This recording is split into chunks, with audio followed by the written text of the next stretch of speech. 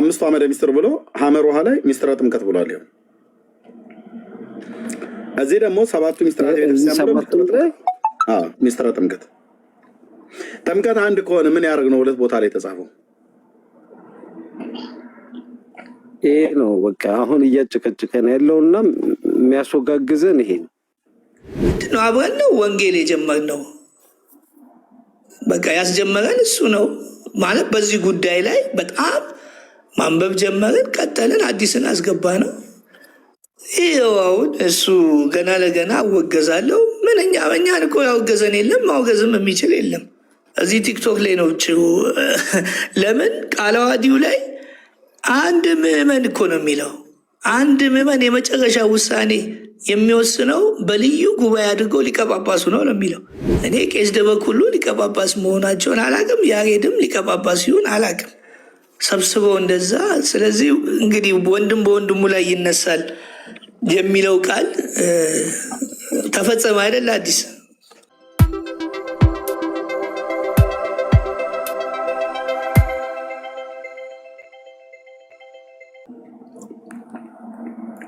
ያው ወገኖች መጽሐፉ ማለት ነው።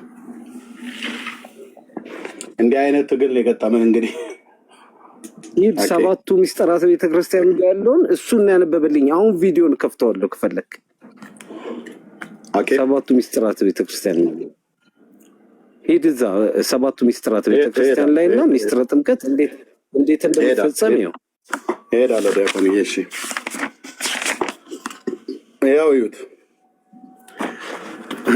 በጣም የሚገርም እኮ ነገር እኮ ወንድሞቼ እናቶቼ። አቤቱ ጌታዬ፣ አቤቱ ይማረን ነው ወይስ አለን እንደተባለው ማለት ነው። በእውነት ይማረን። ኦኬ ሚስጥረ ጥምቀት ይሄ መጽሐፍ ሚስጥረ ጥምቀት የሚለው ላይ እንኳን ቢል ይሄንን የተናገሩት በ325 የተናገሩትን ነገር ይሄ መጽሐፍ ማብራሪያ ሆኖ መቅረብ ራሱ አይችልም። ለምን የተጻፈበትን ዓመተ ምህረት አሁን ጉድ የሚፈላው እስቲ ይሄን ሁለት ጥምቀት ምን ሊያረጉት ነው? በአምስቱ አዕማደ ሚስጥር ውስጥ እዚህ ጋር ተሳስቼ ሚስጥረ ስጋዌን ሚስጥረ ጥምቀት ብሏል። ሐመር ውሃ ላይ አምስቱ አዕማደ ሚስጥር ብሎ ይቅርታ ኦኬ አምስቱ አዕማደ ሚስጥር ብሎ ሐመር ውሃ ላይ ሚስጥረ ጥምቀት ብሏል። ይኸው እዚህ ደግሞ ሰባቱ ሚስጥራት ሚስጥረ ጥምቀት ጥምቀት አንድ ከሆነ ምን ያደርግ ነው? ሁለት ቦታ ላይ ተጻፈው ይሄ ነው። በቃ አሁን እያጨቀጨቀን ያለውና የሚያስወጋግዘን ይሄ ነው። ኦርቶዶክስ መልስ አላት። ወሬ ብቻ ነው የቀረው። እስኪ መልሱልን ካላችሁ። እሺ ከየት ቤተ እምነት ነው? ማን ልበል? ስሪዲ ኦኬ ስሪዲ ሰላም ብያለሁ ሁላችንም ቅዱሳን ሁሉ። ስሪዲ በሌላ ሩም ላይ ሰምቻለሁ። ስሪዲ የስራ ስማችን ስለሆነ እንደዛ ጻፍኩት። ሶሪ እንደ አይነት አይከን ስለማይመች ይቅርታ ጠይቃለሁ። ችግር የለም። አሁን ነው ኢንተራፕት ካረኳችሁ ይቅርታ ቀጥሎ፣ ወይ ደግሞ መጠየቅ ካለብኝ ፈቃደኛ ከሆንክ መጠየቅ እችላለሁ ወይ? ምንም በተመለከተ ነው ወንድማችን? ደህንነትን በተመለከተ ነው። የት ቤተ እምነት ነው? የኢቫንጀሊካል አማኝ ነኝ። ግን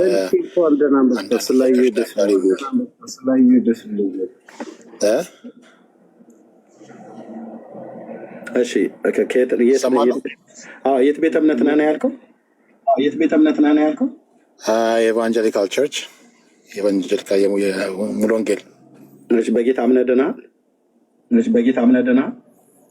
ያ ሳልቬሽን አግኝቻለሁ። በአብ ወልድ መንፈስ ቅዱስ ተጠምቄያለሁ። የዘላለም ሕይወትን አግኝቻለሁ። የገባሁት ሎንግ ታይም ኦልሞስት 15 years 15 ዓመት ይሆናል። እሺ ምንድነው ጥያቄ? አሁን ነው እኔ ምንም ስለመከታተልህ ምንም ልዩነት የለብኝም። አንድ ጥያቄ ፈጠረብኝ። አይ ቲንክ በሌላ ሩም ላይ ስታወራ ስላየሁኝ አንዳንድ ጥያቄዎችን ለመጠየቅ ነበረ። ደህንነትን በተመለከተ ከእስራኤል ሕዝብ ጋር የተገናኘውን ደህንነት ጠይቅ ነበረ። ፈቃደኛ ከሆንክ ምንድነው ከእስራኤል ሕዝብ ጋር ደህንነትን በተመለከተ? እሺ፣ አይ ሌላሮም ላይ አንዳንድ ቦታ ላይ ስታወራ ስላየውም በዛ ጊዜ እጠይቃለሁ ብዬ ነው። ኤርሚ ቶፒክ ኦኬ፣ ዳይቨርሽን ጥያቄ ሳይገባህ አለኝ። ቀርቶ ነው። ኤርሚ ቶፒክ ዳይቨርሽን ሳይገባህ ቀርቶ ነው። አይደለም ለምን እኮ እኔ ደህና እያወራችሁ የጀመራችሁትን እንደማጨርሱ ግራ ይገባኛል። ኦኬ፣ የጥያቄ ታዲያ ስልጣን እኮ በእጅሽ ላይ ነው ያለው። ኦኬ፣ ዲያቆን አዲስ ይቀጥል። ቴንክ ፈለገ መጥቷል። እንኳን ደህና መጣ። እኔ ጋ ብዙ መከራ ሰው ነው። በስመ አብ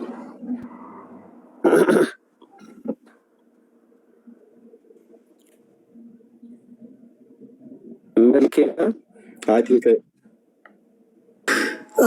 እንዴት ናቸው? አዲስ ሁላችሁም እዚህ ያላችሁ፣ ኤርሚም እንዴት ናቸው?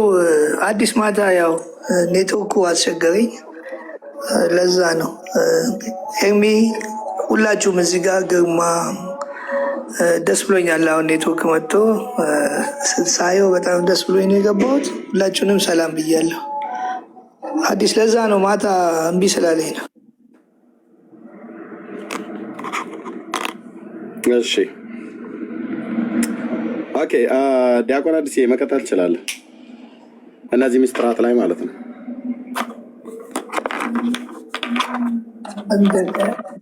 የሚገርም ኤርሚ እዚህ ላይ ተመልክተ እንደሆነ ከላይ ያለው 5ቱ አዕማደ ምስጢራትን እነሱን እመኑ ነው የሚለው።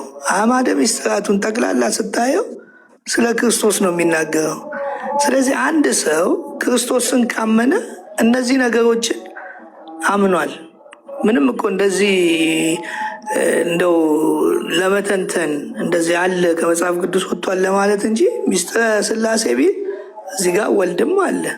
ሚስጥረ ሥጋዊ የወልድ ነው፣ የኢየሱስ ክርስቶስ ነው። ሚስጥረ ጥምቀትም የኢየሱስ ክርስቶስ ነው። ሚስጥረ ቁርባን ያው ሥጋው ደግሞ ወይ የጌታ እራት ስለ ኢየሱስ ክርስቶስ ነው። ሚስጥረ ትንሣኤ ሙታንም ስለ ኢየሱስ ክርስቶስ ነው። ስለዚህ በእኔ የሚያምን ካለ ይህንን አምኗል ማለት ነው። ይህንን እመኑ ነው የሚለው።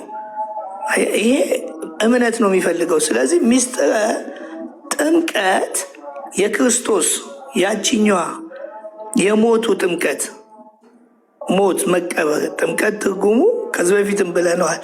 መቀበር፣ መሸፈን፣ መከደን፣ መዋጥ ከሆነ ሚስጥረ ጥምቀት ይሄ እምነት ነው እንጂ ሁልጊዜ ውሃ የሚል ነገር ለምን እንደሚገባ ያን የገባን ውሃ ለምን እንደሚያስገቡ ይሄንን እመኑ ነው።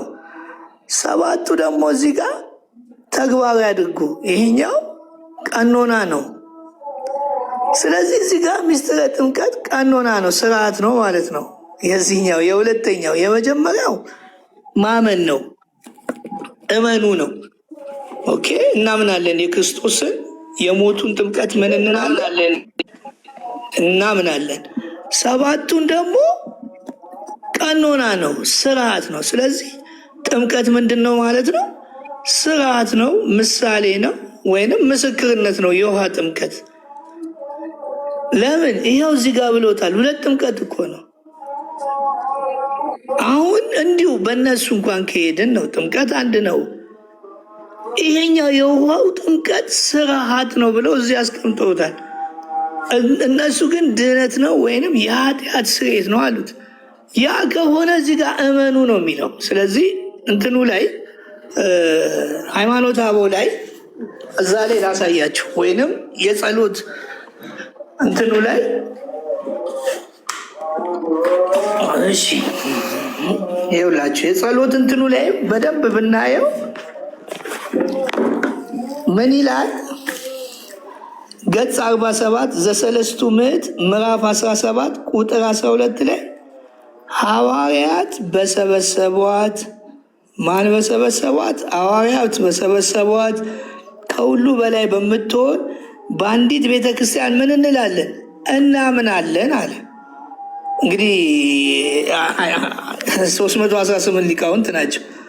ከዛስ ኃጢአት የሚሰረይባት ያቺ የላይኛዋ በጥምቀት እናምናለን። ኃጢአት ምን በሚልባት በሚሰረይባት ጥምቀት አንዲት እንደሆነች ምን እንላለን? እናምናለን ያሉት እነሱ። እንጠመቃለን አላሉ። እምነት ነው። ከታች ደግሞ ያስቀመጡት ስርዓቱን ነው። የውሃውን ጥምቀት ስርዓት ብለው ከታች ያስቀመጡት ቀኖና ስለሆነ፣ ይሄኛው ግን እናምናለን። ምኑን? ከሱ ጋር መጠመቃችን፣ ከሱ ጋር ምን ማለታችን? መሞታችን፣ መነሳታችንን ጥምቀት መቀበር ስለሆነ ለምን ማቴዎስ 5:20 ላይ እኔ የምጠመቃትን ጥምቀት ማንም አይጠመቅም እናንተም አትጠመቋትም አለ። የክርስቶስ ጥምቀት ምንድን ነው? መቀበር ነው። መሰቀልም አይደለም፣ ደሙን ማፍሰስ እሱ የመጨረሻ ነው። ሞቱ ነው ጥምቀቱ። ለምን? ጥምቀት መሞት ስለሆነ መቀበር ስለሆነ ቆላስያስ 2:12 ላይ ቆላስያስ 2:12 ላይ ምንድን ነው ያለው?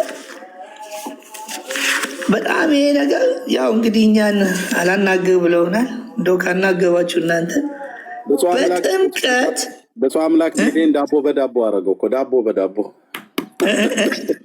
ዳቦ እየሰጠ ነው ብፁዕ አምላክ። ጊፍት ዳቦ በለው እና በወንጌል እንታረቅ፣ በጊፍት አይደለም። እውነት ለእውነቱ መልኬ ይናገር። አይቷል፣ ሰምቷል።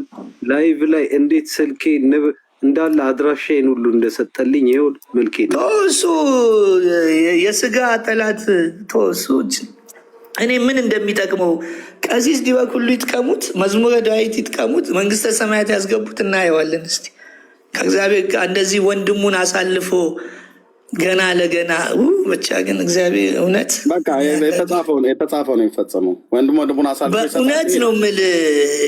እኔስ እሺ ያው እዚሁ ቲክቶክ ላይ የታወቅ ነው፣ ግን ከወንድም በላይ ነው የሆን ነው። ያው አዲስም ያውቃል ህይወቴ ማለት ከሰው ጋር ያለኝ ነገር። ግን ወንድሙን ሞቷል፣ ተቀብሯል። ምንድን ነው አብረን ነው ወንጌል የጀመርነው። በቃ ያስጀመረን እሱ ነው ማለት። በዚህ ጉዳይ ላይ በጣም ማንበብ ጀመርን፣ ቀጠልን፣ አዲስን አስገባ ነው።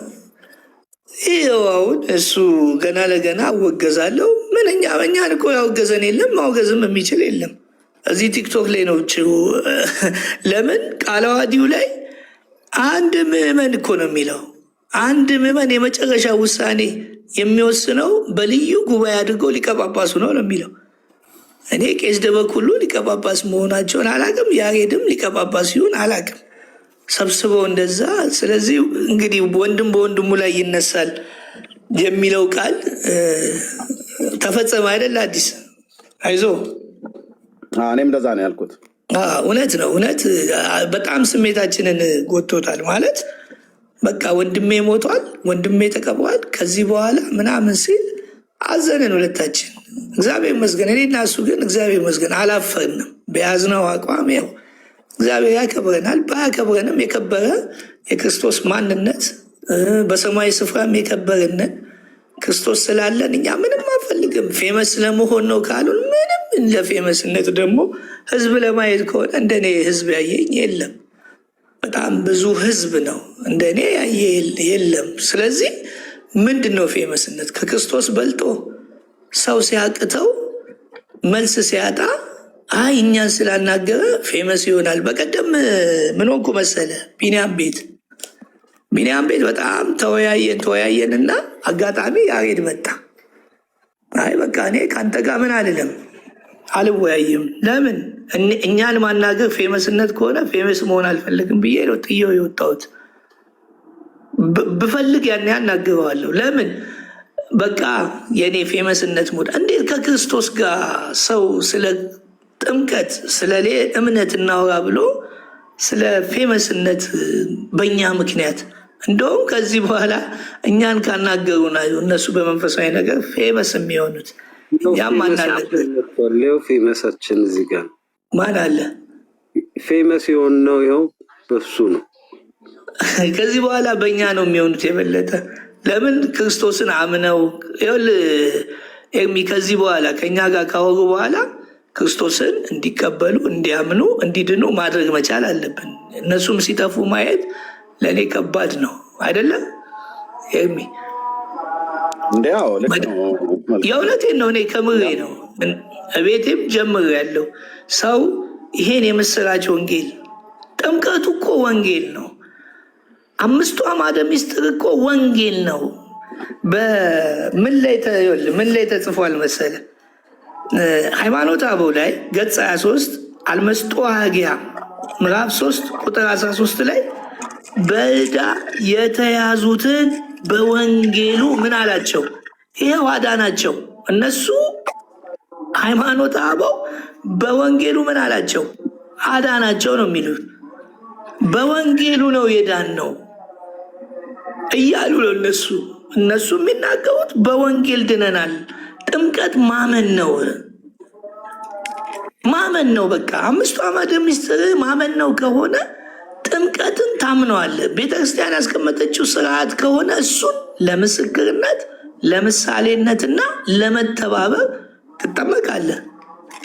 ስርዓቱን የውሃ ጥምቀት እንጂ የውሃ ጥምቀት በወንጌሉ አዳነን ብሎ የሚለው እንደውም ሃይማኖተ አበው ላይ እኔ በጣም ሃይማኖተ አበው 6000 ገጽ ያለው አለኝ። ሙሉ ወንጌል ነው የሚናገሩት።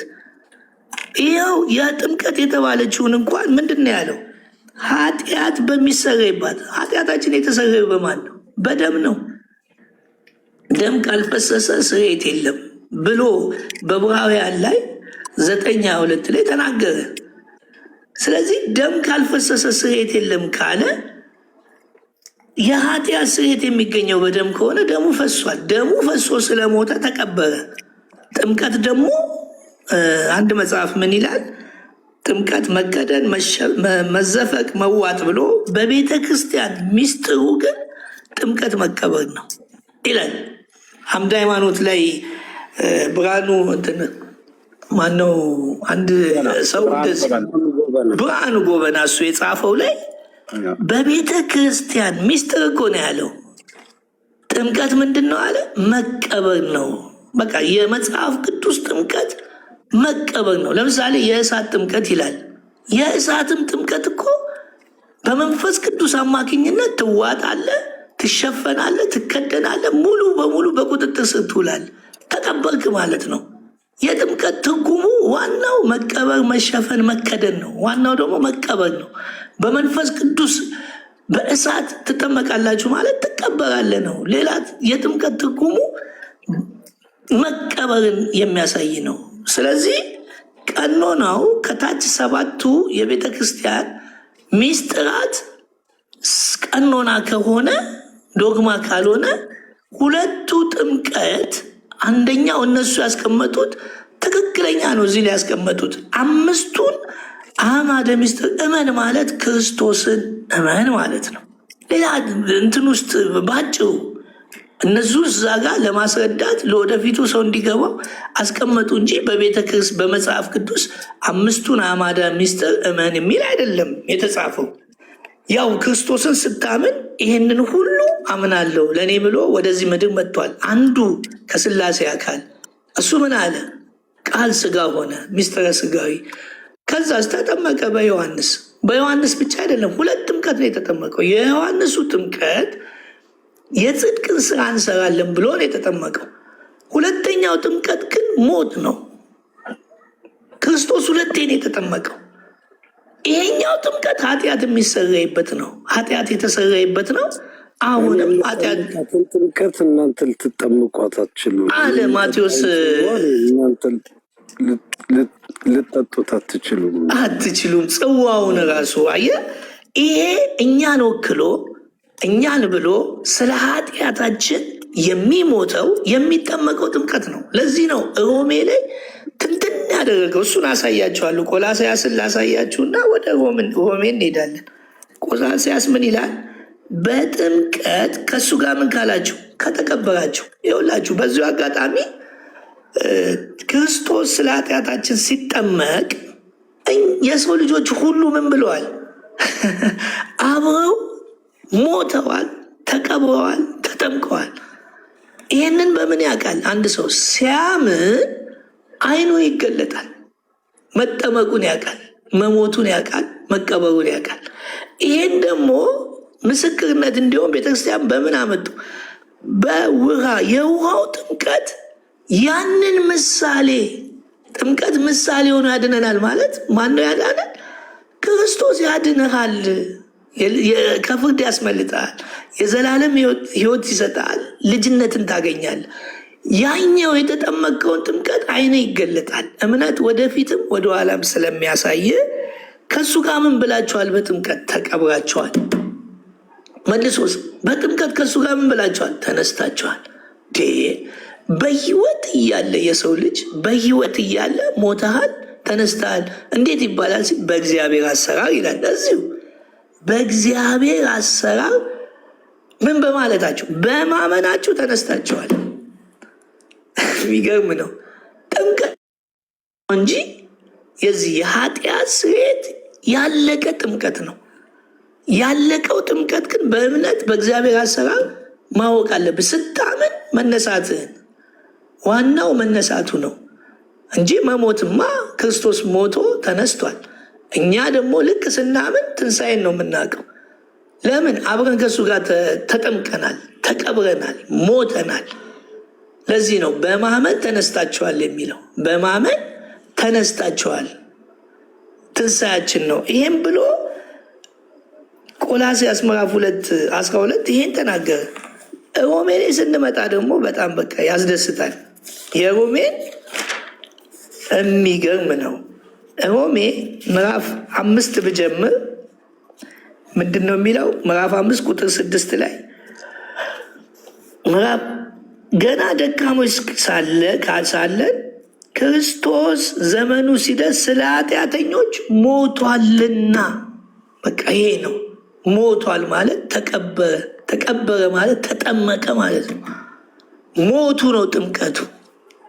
ኢየሱስ ክርስቶስ የደም ጥምቀት የሚል የለም፣ ግን ደሙ ፈሶ ስለሞተ ኃጢአታችን ምን አለ? ይዞት ቀበረው። ስለ ኃጢአተኞች ምን አለ? ሞቷል። ያ ነው ጥምቀት። ክርስቶስ ሲቀበር አሮጌውን አዳም ሰቀለው። ለምንድን ነው መሰቀል ያለበት? መሞት መስቀል ሰቀለው። ከዛ ሲሞት አሮጌው አዳም ሞተ፣ ሲቀበር አሮጌው አዳም ተቀበረ ነው። ሲነሳ አዲሱ አዳም ተነሳ። ለምን? ኃጢአታችንን ይዞ ምን አለ? ሞተ፣ ተቀበረ። በቃ ጥምቀት ይሄ ነው። አንዲቷ ጥምቀት ብሎ ጳውሎስ ራሱ የተናገረው አረገው ያለው እኮ ኃጢአት የሆነው እኮ ኃጢአት ሆኖ በመስቀል ላይ መሰቀሉ ነው። ይሄን እሱ ኃጢአታችንን ይዞ ወደ መስቀል ሄደ። አሮጌው ማንነታችን ይዞ ሄደ፣ ተሸክሞ ተሰቀለ። እሱ መሰቀል ነው። ከዛ ኃጢአታችንን በመቃብር ቀበረው። በቃ አለቀ፣ ተጠመቀ። እኛንም ይዞ ነው ተጠመቀ ማለት እኛን ይዞ ተጠመቀ። ስለዚህ ጳውሎስ ሮሜ 6 ላይ ምን ይላል? እንግዲህ ምን እንላለን? ጸጋ እንዲበዛ በኃጢአት ጸንተን እንኖር? ለምን እንኖራለን እንዴ? ከተጠመቅን በኋላ አሁንማ ነፃነታችንን አገኘን። ከዛስ አይደለም ለኃጢአት የሞትን አለ። በተዘዋዋሪ ለኃጢአት ምን ያለን? የተቀበርን፣ የሞትን፣ የተጠመቅን። ጳውሎስ እኮ ስለ ኃጢአቱ አልሞተም። ታዲያ እንዴት ጳውሎስ ለኃጢአት የሞትን ይላል? ከክርስቶስ ጋር ስለ ኃጢአተኞች ሲሞት ጳውሎስ ምን የነበርኩ እያለ ነው። እኛም ነበርን፣ ስለ ኃጢአታችን ሞተናል፣ ተቀብረናል፣ ተጠምቀናል። ይህም በምንድን ነው የምናውቀው? ቅድም ብያቸዋለሁ። በእምነት ልክ ስናምን አይናችን ይገለጣል። በአዳምና በሔዋን የመጣው ነገር በሙሉ የአሮጌው ማንነታችን አስወገደው።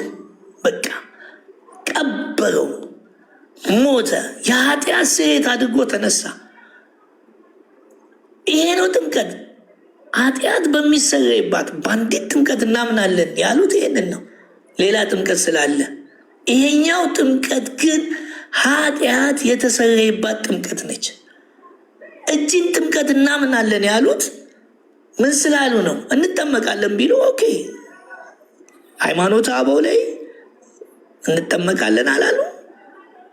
መጽሐፍ ቅዱስም ስናየው ክርስቶስ ስለ ንስሐ ወይንም የጽድቅ ስራ ሊሰራ በዮሐንስ በውሃ ተጠመቀ እንጂ ክርስቶስ የተጠመቀው እቺ የኃጢአት ስርየት በሞት ነው፣ በመቀበር ነው፣ በመሸፈን ነው። ተከደነ፣ ተሸፈነ። በቃ ውስጥ እኮ ጠለቀ፣ ዘለቅ። በቃ ይቺ የኃጢአት ስርየት የምታደርግ ጥምቀት እንዳደረገች ስላወቁ አባቶች ምን አሉ? እናምናል። ስለዚህ ለኃጢአት የሞትን ከዛስ እኛ ወደፊት እንዴት አድርገን በእርሱ እንኖራለን? ወይንም ከክርስቶስ ኢየሱስ ጋር አንድ እንሆን ዘንድ። ይኸው ገላትያ ላይ ምን ይላል? በእምነት የእግዚአብሔር ልጆች እንደሆናችሁ ይላል። በእምነት የማን የእግዚአብሔር ልጆች ናችሁ ይላል። በእምነት የእግዚአብሔር ልጅ ከሆነ ከአባታችን ጋር ህብረት አድርገናል ማለት ነው። ይህንን እኮ ነው ክርስቶስን ስናምን ይሄ ጥምቀት አብረነው ስለተጠመቀን ከክርስቶስ ጋር አንድ አካል ሆነናል። ይሄም በምን አወቅን? ስናምን። አንድ አካል መሆኑን ራሱ ያወቅነው በእምነት ነው። አይናችን ነው የሚገለጠው። የወደፊቱንም ያድነናል። ከምን? ከሞት የዘላለም ሕይወት ሰጥቶን የእግዚአብሔር ልጅ ያደርገናል። አንዱ እምነት ወደ ሁለት አይናችን እንዲገለጥ ያደርገዋል። አንደኛው የተፈጸመልን፣ ሁለተኛው ወደፊት ደግሞ እዛው ተፈጽሞልን ወደፊት ደግሞ የእግዚአብሔር ልጅ ሆነን እንድንኖር። ከፍርድ ምን ብለናል? በእሱ የሚያምን አይፈረድበትም፣ በእሱ ማያምንስ ይፈረድበታል የሚለው የአዲሱ ኪዳን በማመን ደግሞ ከዛም እንድናለን። ወደ እሱ የሚመጡትን ሊያድናቸው ይችላል የሚለው ዕብራውያን ይሄን ነው። ልክ ወደ እሱ ስትመጣ የአዲስ ኪዳን ትእዛዙ በአንተ ላይ ይፈጸማል። የብሉይ ኪዳን ትእዛዙ ደግሞ እንደተፈጸመ ታውቃለህ። ስለዚህ ከክርስቶስ ጋር አንድ አካል እንድንሆን አለ። ከክርስቶስ ጋር አንድ እንድንሆን የተጠመቅን መቼ? ከክርስቶስ ጋር አንድ ያደረገን የሞቱ ጥምቀት ነው። የተጠመቅን አለ እንጂ ስንጠመቅ ከክርስቶስ ጋር አንድ አካል እንሆናለን አላለም። ይኸው አማርኛው የተጠመቅን ያለው ጳውሎስ። ስንጠመቅ አላለም። የተጠመቅን ወደኋላ ነው፣ ፓስቴንስ ነው። የተጠመቅን እጅን በደንብ ስንት ነው? 300 ምናምን ሰው አለ። በደንብ አዳምጡ። የተጠመቅን ነው እንጂ የሚለው ስንጠመቅ ከሆነ የዛን ሰዓት ከክርስቶስ ጋር በውሃው ስንጠመቅ እንሞታለን፣ በውሃው ስንጠመቅ እንነሳለን፣ አንድ አካል እንሆናለን አላለም። የተጠመቅን መቼ ነው የተጠመቅ? ስለ ኃጢአት አለ። ምን አለ? ለኃጢአቴ የሞትኩ አለ። አሁን ደግሞ ምን አለ? የተጠመቅን። ዋው! እግዚአብሔር የተመሰገነ ይሁን። ክርስቶስ ሲጠመቅ አብረን ምን ብለናል? ተጠምቀናል የሚለውን ምን አለው? የተጠመቅን። ስንጠመቅ የሚል አልተጻፈም። የተጠመቅን ያለፈ ነው። እንዴት ነው ያለፈው? ክርስቶስ ሲጠመቅ አብሮን ይዞን እኛንም ምን ብሎናል? ተጠምቋል። በኋላ ስናየው ሞቱን በሚመስል እንዴት እንደሆነ እናየዋለን። እችን ግን በደንብ ያዙልኝ። የተጠመቅን ስንጠመቅ አላለም። የተጠመቅን ድጋሚ ምን ይላል? ሁላችንም ከሞቱ ጋር ይኸው ነገርን። ጥምቀታችን ከምኑ ጋር ነው? ከሞቱ ጋር ነው። መቼ ነው የተጠመቅነው? ከሞቱ ሲሞት ነው የተጠመቅነው። እሱ ሲሞት ከሞቱ ጋር ምን አልን? ተጠመቅን። ይኸው መለሰልን እኮ ግልጽ በሆነ ከሱ ጋር ምን ያልን? የተጠመቁት ሁላችን ከሞቱ ጋር አንድ እንሆን ዘንድ እንደተጠመቅን። እግዚአብሔር ስም የተመሰገነ ይሁን። እንደተጠመቅን ስንጠመቅ አላለም። እንደተጠመቅን ከምኑ ጋር? ከሞቱ ጋር፣ ከቀብሩ ጋር ተቀብረናል፣ ሞተናል። ይኸው እንደተጠመቅን ስንጠመቅ አይልም። ያለፈ ነው፣ ፓስት ነው። ከክርስቶስ ጋር ከሞቱ ጋር ነው ያለው። ደግሞ ደስ ሲል ከሞቱ ጋር ምን ያለን?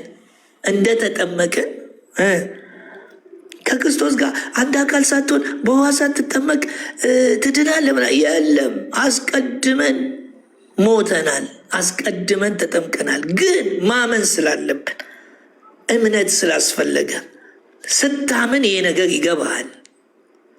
የኃጢአት ስርየት በምን እንዳገኘ ይገባሃል። ክርስቶስ የከፈለልህ ዋጋ ይገባሃል። በአዳም የመጣው አሮጌው ማንነት እንደተሰቀለ ወስዶ እንደቀበረው ይገባሃል። እምነታችን ወደ ኋላም ነዋ። የተፈጸመውን ነገርም እናያለን። ለምን ምን ተከናውኖ እንደዳንን እንዲገባን። አሁን ደግሞ ስታምን ወደፊት ያለውን ድነት እንዴት እንዳገኘም ኢየሱስ ያድናል ማለት ስታምን በአዲሱ ኪዳን ያለውን ከፍርድ ምን ይላል? ያድናል። ከዘላለም ሞት ያድናል። የአዲስ ኪዳን ትእዛዝ ነው።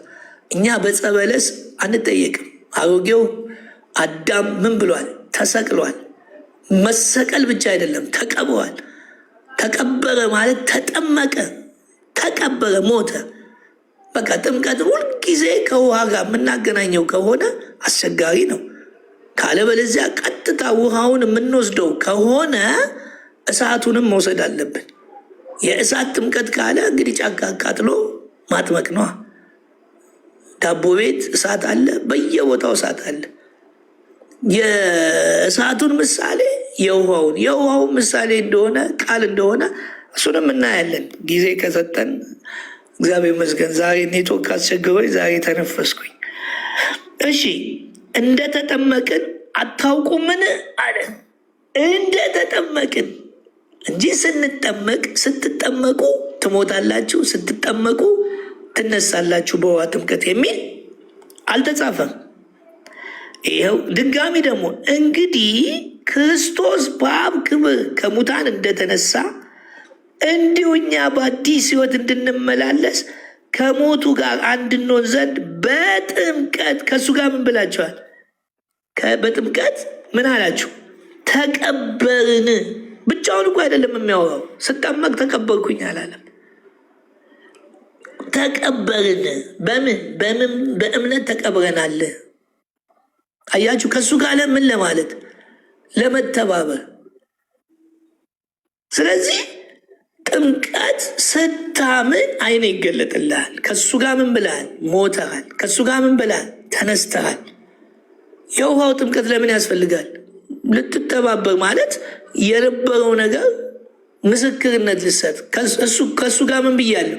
ተጠምቄያለሁ። ከእሱ ጋር ምን ብያለሁ? ሞቻለሁ። ከእሱ ጋር ምን ብያለሁ?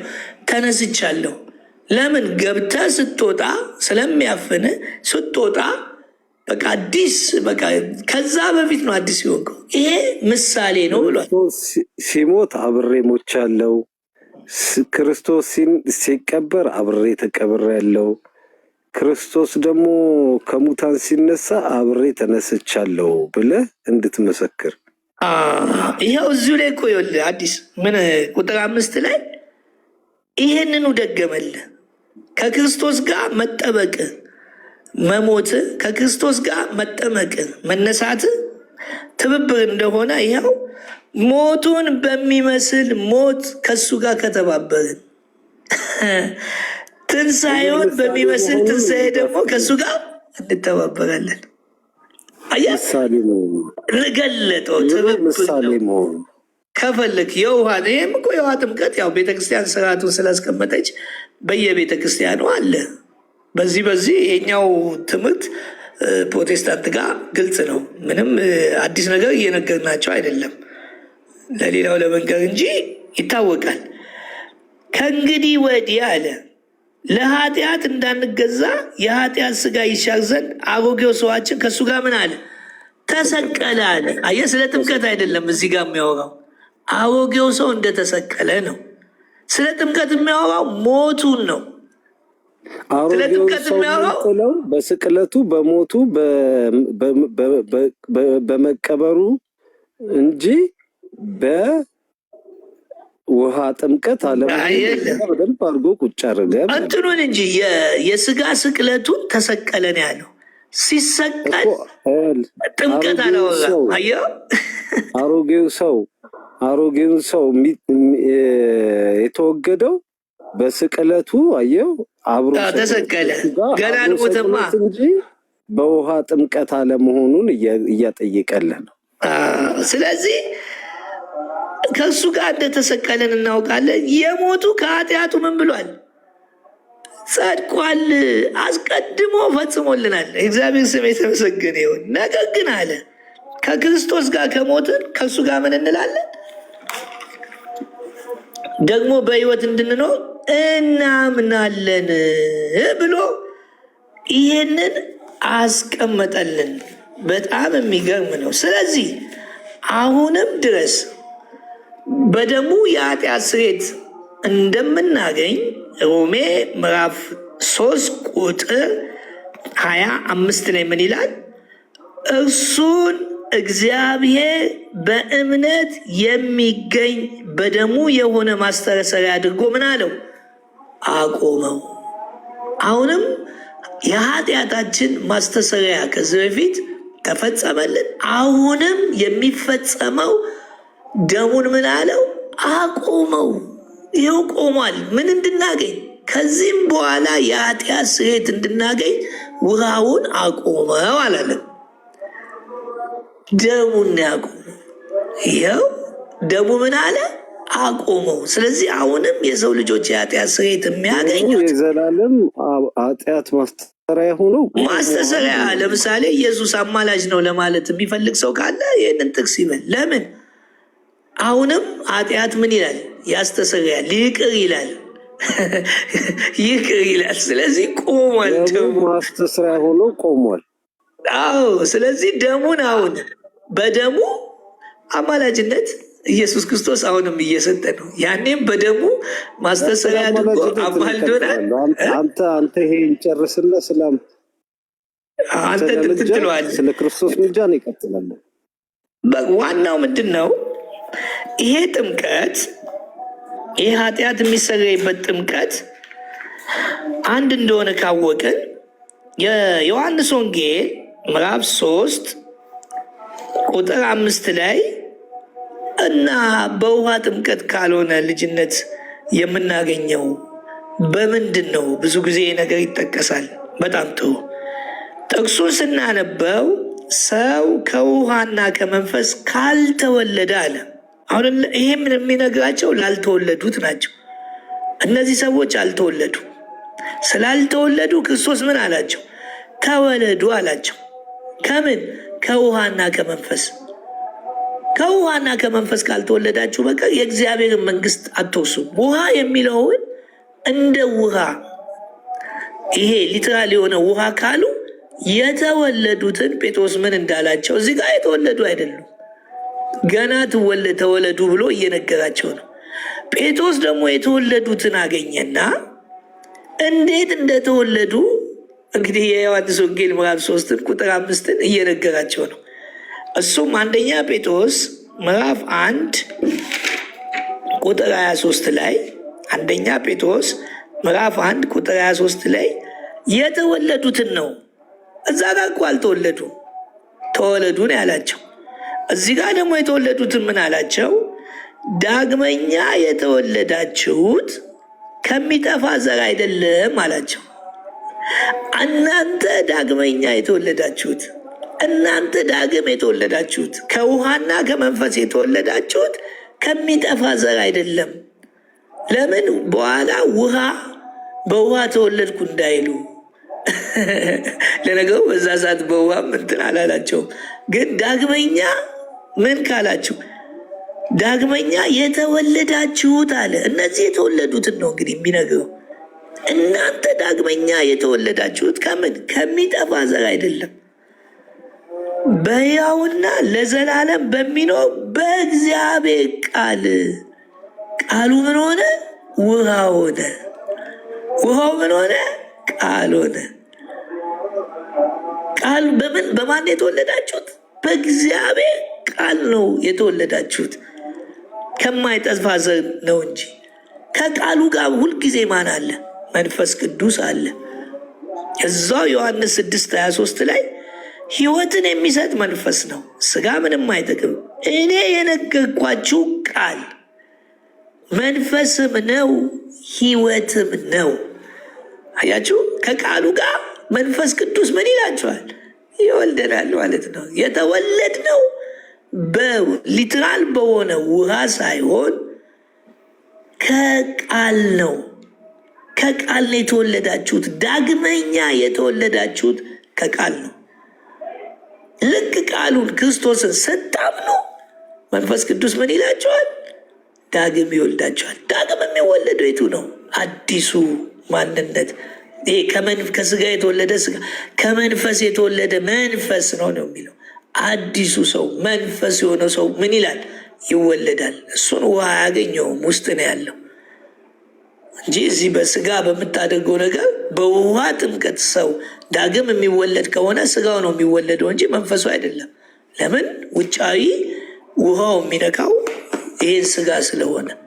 አያችሁ። በቃል ሲሆን ግን እምነት ከመስማት ነው፣ መስማትም በእግዚአብሔር ቃል ነው። የእግዚአብሔርን ቃል ሰምቶ የሚወለደው ውስጠኛው ሰው ነው እንጂ ይሄኛው ስጋ አይደለም። ይሄ አንድ ጊዜ ተወልዷል። ውስጠኛው ግን ሲወለድ ከስጋ የተወለደ ስጋ ነው፣ ከመንፈስ የተወለደ መንፈስ ነው ብሎት ከታች ሚላል ንፋስ ወዴት እንደሚነፍስ አታውቅም። ዳግመኛ የተወለደው አዲሱ ሰው፣ በቃል የተወለደው አዲሱ ሰው ምን ይሆናል? እንዴት እንደተወለደ አናውቅም። ብቻ ግን እንደ ንፋሱ ንፋስ እንደመጣ ከየት እንደሆነ ባናቅም ውስጥ እንዴት አድርጎ ያውቃል በመንፈስ ቅዱስ እንደወለደን አናቅም። ብቻ ግን ዳግም ተወልደናል። ዳግም የተወለድነው በምንድን ነው? በቃል ነው። ቃሉ ምን አለን? ይኸው ከማይጠፋ ዘር ወለደን። እንደውም ያዕቆብ ምዕራፍ 1 ቁጥር 17 ላይ 18 ላይ እንደውም ለፍጥረቱ የበኩራት አይነት እንድንሆን። እንግዲህ ሁሉም ሰው የእግዚአብሔር ፍጥረት ነው። እኛ ደግሞ አይነታችን እንዲለይ ከፍጥረት አይነታችን የሚለየው አለ ያዕቆብ በእውነት ቃል አስቦ ምን ወለደን። እኛ የተወለድነን በእግዚአብሔር ቃል ተወልደን ከፍጥረት በኩር እኮ ነን። ለምን? በኩራችን አላ ክርስቶስ የመጀመሪያችን ስለሆነ እኛንም እዛ ውስጥ ከተተን ለፍጥረቱ በኩር እንድንሆን አስቦ በምን ወለደን? በቃል ወለደን። እናንተ ዳግመኛ የተወለዳችሁ በምንድን ነው? በቃል ነው። ስለዚህ ዳግም መወለድ የሚለው ከውሃና ከመንፈስ የሚለው ከቃል ነው። ከቃሉ ጋር ማን አለ? መንፈስ ቅዱስ አለ። ይሄንን በእምነት ተቀበለን። ጴጥሮስ ጋር ስንሄድ ደግሞ ምሳሌ ነው ጥምቀት ብሎ አስቀምጦታል። ያዳናቸው መርከብ ነው፣ እኛንም ያዳነን ክርስቶስ ነው። ጥምቀቱ ግን ምሳሌ ሆነው የውሃው ጥምቀት ካስፈለገ ለምስክርነት ለምሳሌነት መተባበራችንን በእምነት መቀበላችንን ማሳያ ነው እንጂ ጥምቀት ለኃጢአት ስርየት የሚል የለም። ኃጢአት ማለት ያድናል የሚል ነገር ጥምቀት የለም። የሚያድነው ያዳነን ስናምነው ያዳነን ያን ጥምቀት አብረን መጠመቃችን በእምነት አይናችን ሲገለጥ የወደፊቱንም አይተናል። ጥምቀት ያድናል። አዎ። ጥምቀት የኃጢአት ስርየት ያሰጣል። አዎ። ግን የውሃ ጥምቀት አይደለም። የክርስቶስ የሞቱ የመቀበሩ ጥምቀት ነው። እግዚአብሔር ይስጥልኝ። አመሰግናለሁ። ተጨማሪ ካለ ስለ ደሙ ደግሞ እንቀጥላለን። አዲስ ቀጥል እስቲ። ይሄ ነው እንግዲህ ለውግዘት ያበቃን ነገር ይሄ ነው። ያስቀጠቀጠን እንግዲህ ለግድያም ለምንም ለብዙ ነገር ያደረሰን ነገር ይሄ ነው። ሌላኛው ነገር ምንድን ነው ደግሞ? ሌላ የክርስቶስ ምልጃ ነው። ክርስቶስ አማላጅ ነው አይደለም ነው ዋናው ነገር። ይሄ ብዙ ቤት ያለ ጭቅጭቅ ነው። እውነት ክርስቶስ አማላጅ ነው፣ ምንም ይሄ የሚያጠያይቅ ነገር አይደለም። ግን ሰዎች ብዙ ጊዜ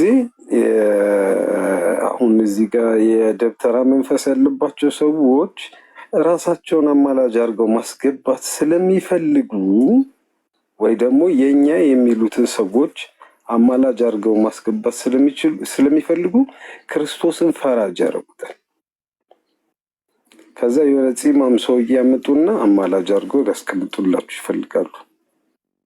ለምንድን ነው እንደዛ የሚያደርጉት ካላችሁ፣ ክርስቶስን ፍጹም ክህደት ነው።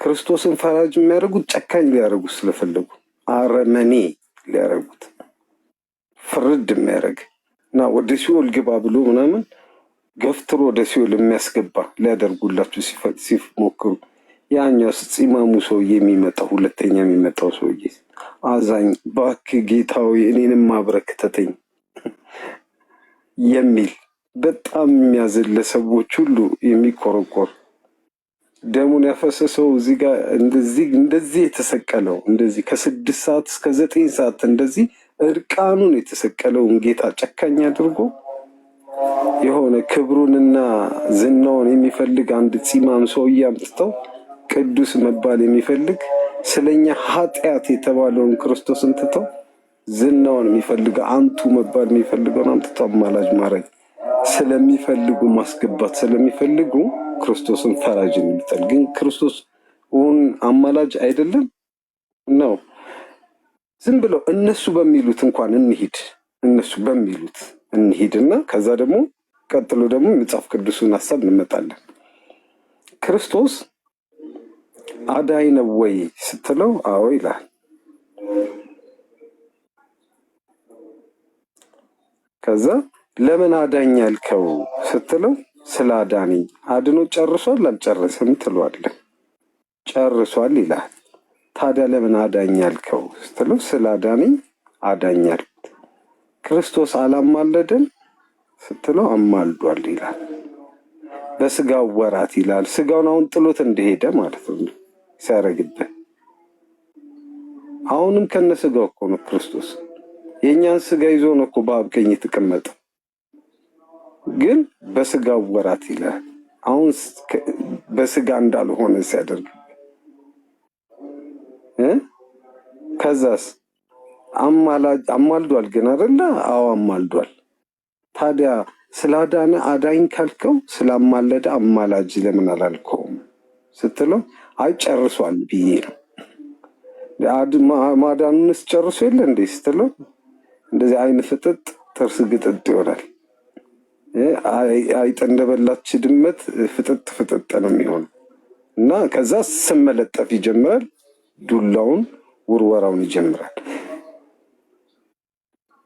ራሳቸው ከሚሉት ሰው ነገር ጋር እንኳን የተስማሙ አይደሉም።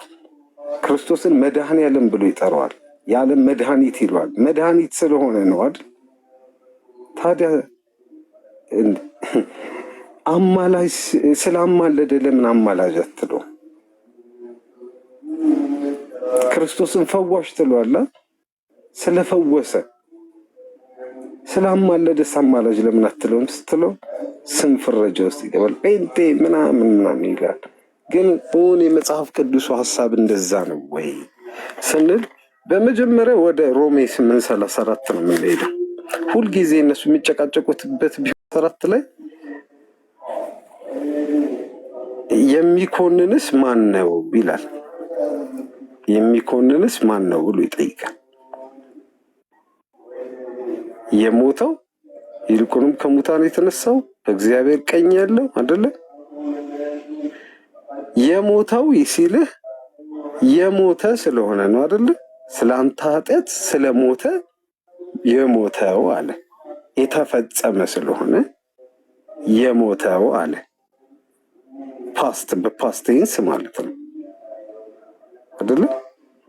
ይልቁንም ከሙታን የተነሳው ሲልህ የተነሳው ከኋላ ስለሆነ አይደለ? ፓስት ስለሆነ የተነሳው አለ በፓስት ቴንስ። በእግዚአብሔር ቀኝ ያለው ሲልህ በእግዚአብሔር ቀኝ እንግዲህ ጌታ ኢየሱስ ክርስቶስ ወደ ሰማይ አርጎ በእግዚአብሔር ቀኝ የተቀመጠው አይደለ? ያኔ ስለሆነ አሁንም በእግዚአብሔር ቀኝ ስለሆነ በእግዚአብሔር ቀኝ ያለው አለ። አሁን በእግዚአብሔር ቀኝ ስለተቀመጠ ደግሞም ስለኛ የሚማልደው የማለደው ለምን አላለ? የሚማልደው አለ። ይሄ ምንድን ነው? ፕሬዘንት ኤንድ ፊውቸር ቴንስ አይደል? ስለዛ የሚማልደው ያለው የሚማልድ ስለሆነ ነው። ሁለተኛ ዕብራውያን 7:25 ይህም ብዙ ጊዜ መጨቃጨቂያ ነው። ስለ እነርሱም ሊያማልድ ዘወትር በሕይወት ይኖራል የሚለውን ከላይ እነሱ ያለው ማንን ነው ይልሃል።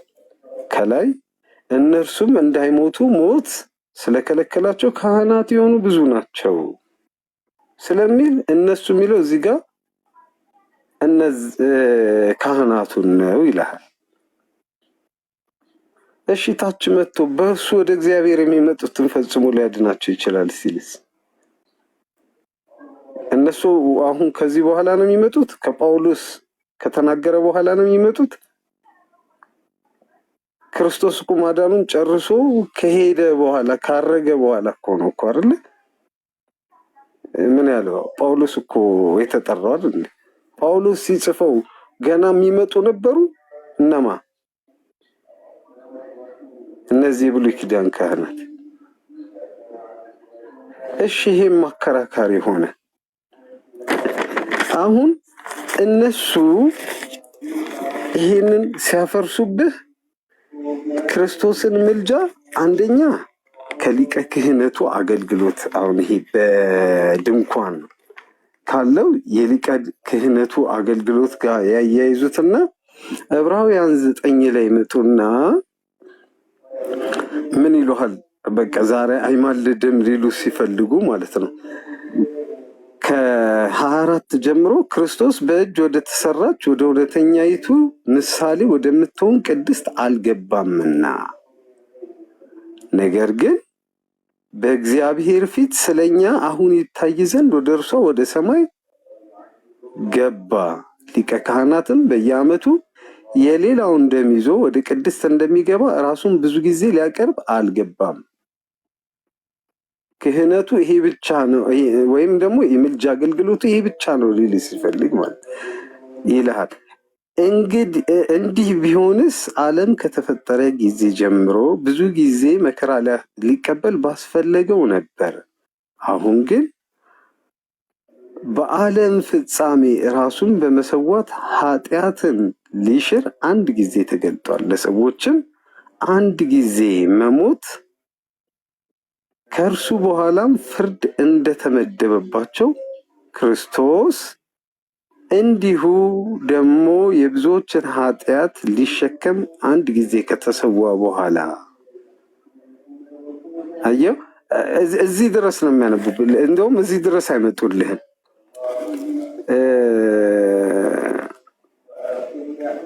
ለሰዎችም አንድ ጊዜ መሞት ከእርሱ በኋላም ፍርድ ተመድቦባቸዋል ብሎ ነው የሚያቆምልህ። ፍርድ እንደተመደበባቸው በቃ ከዚህ በኋላ ክርስቶስ ይማልዳል ማለት ክርስቶስ አንድ ጊዜ ሞቷል፣ ሁለተኛ ጊዜ ይሞታል፣ ሁለተኛ ጊዜ መስዋዕት ያቀርባል፣ ሁለተኛ ጊዜ ይሰቀላል ማለት ስለሆነ አንድ ጊዜ ከሞተ በኋላ ከዛ በኋላ ምንድነው ፍርድን የተመደበው ብሎ ምልጃውን እዚህ ጋር ሊያቆሙ ይሞክርባል። ነገር ግን አንዳንዴ ቆራርጠው ያው ሌሎቹን ቆራርጠው ይላሉ እንጂ እነሱ ቆራርጠው ስለሚያነቡት እንጂ እንዲሁ ደግሞ ይላል። ከዛ ቀጥሎ ክርስቶስ ደግሞ የብዙዎችን ኃጢአት ሊሸከም አንድ ጊዜ ከተሰዋ በኋላ አየው። በቃ አንድ ጊዜ ነው ምልጃው አለ እኮ እዛ ጋር አንድ ጊዜ የመስዋዕት ምልጃ አለ አለን። ራሱን በመሰዋት ኃጢአትን ሊሽር የሚያደርገው አንድ ምልጃ አለ። ሊቀ ካህናት ሆኖ አይደለ መስዋዕት አቅራቢ፣ መስዋዕት ተቀባይ ሆኖ የፈጸመው ምልጃ ነው። ሌላ ምልጃ የለም ይሉናል። እዚህ ጋር ግን የሚለው ምንድነው? ከተሰዋ በኋላ ያድናቸው ዘንድ ለሚጠባበቁት ሁለተኛ ጊዜ ይላል። እንግዲህ ሁለተኛ ጊዜ የሚለው ምን ብለው ሊተረጉሙልን?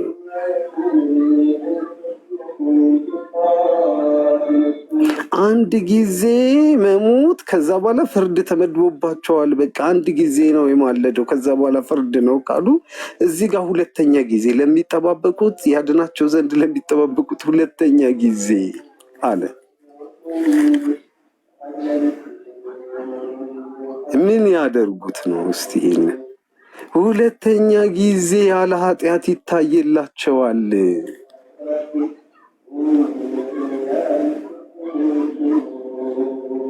የቀደመውን አዳም በሞቱ በመስቀሉ ሻረ። ከዛ በኋላ የሚመጡትን አይደለም ያድናቸው ዘንድ ቅድም በእርሱ ወደ እግዚአብሔር የሚመጡትን ፈጽሞ ሊያድናቸው ይችላል ብለን እንትን ዕብራውያን 7:25 ላይ አየን አይደለም። እዚህ ጋር ደግሞ አይ እሱ እኮ አንዱን ምልጃ ነው የሚያሳየው ሁለተኛ ምልጃ እንዳለ አያሳይም ይሏል አይደለም። እዚህ ጋር ሁለተኛ ጊዜ ያለ ኃጢአት ይታይላቸዋል። ዛሬ ይማልድልናል ክርስቶስ ዛሬ ይማልዳል ስንል እኛ ክርስቶስ ዛሬ ይሰዋል፣ ዛሬ መስዋዕት ያቀርባል አይደለም፣ ዛሬ እንደገና ይሰቀላል እያልን ነው። ያለ ኃጢአት ይታይልናል። በአብ ቀኝ ያለው ሪፕሬዘንት የሚያደርገን ልጆች ሆይ ኃጢአትን አትስሩ፣ ኃጢአትን ብትሰሩ በአብ ዘንድ ጠበቃ አላችሁ ተብለናል አይደል እንዴ? በአብ ዘንድ ያለን ያ ጠበቃ ሁለተኛ ጊዜ ያለ ኃጢአት የሌለበት እሱ ስለኔ ኃጢአት ይታይልኛል። ድምፅ ላሰማላችሁ። ቆይ ዲያቆንዬ ተባረክ ወገኖች። ታብ ኮፕሊንግ ሼር አድርጉት። ታብ ኮፕሊንግ ሼር አድርጉት ፕሊስ የቻላችሁ። ቴንኪው። ጌታ እግዚአብሔር ይባርካችሁ። ቀጥሉ። ድምፅ ላሰማ ብዬ ነው። እሺ ስለኔ ስለአንተም ተባረክ ወንድሜ።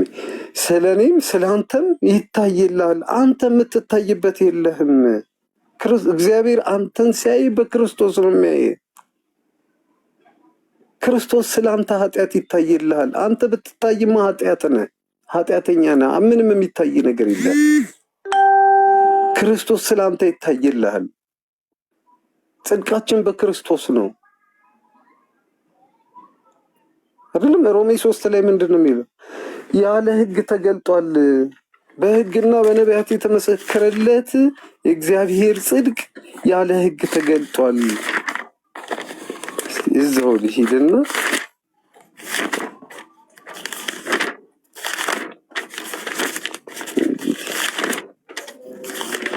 ቃላት እንዳላጣምም ከቃሉ ሆኜ ልናገር። አሁን ግን ይላል እንግዲህ ከ21 ጀምሮ እንግዲህ አሁን ግን በሕግና በነቢያት የተመሰከረለት የእግዚአብሔር ጽድቅ ያለ ሕግ ተገልጧል፣ በእርሱም ለሚያምኑ የሆነ በኢየሱስ ክርስቶስ በማመን በመስራት ነው ለሚሉን ሰዎችም ይህን ይስሙ። በጥምቀት ነው ለሚሉን በእርሱ በማመን በኢየሱስ ክርስቶስ በማመን የሚገኘው የእግዚአብሔር ጽድቅ ነው። ጽድቅ በሌላ መንገድ ይገኛል ለሚሉ ልዩነት የለምና ሁሉ ኃጢአትን ሰርተዋልና እግዚአብሔርም ክብር ጎሏቸዋልና በኢየሱስ ክርስቶስም በሆነው ቤዛነት በኩል እንዲያው በጸጋው ይጸድቃሉ። በቃ አንተ የምትታይበት ጽድቅ የለህም ወንድሜ። ክርስቶስ ስለአንተ ይታይልሃል።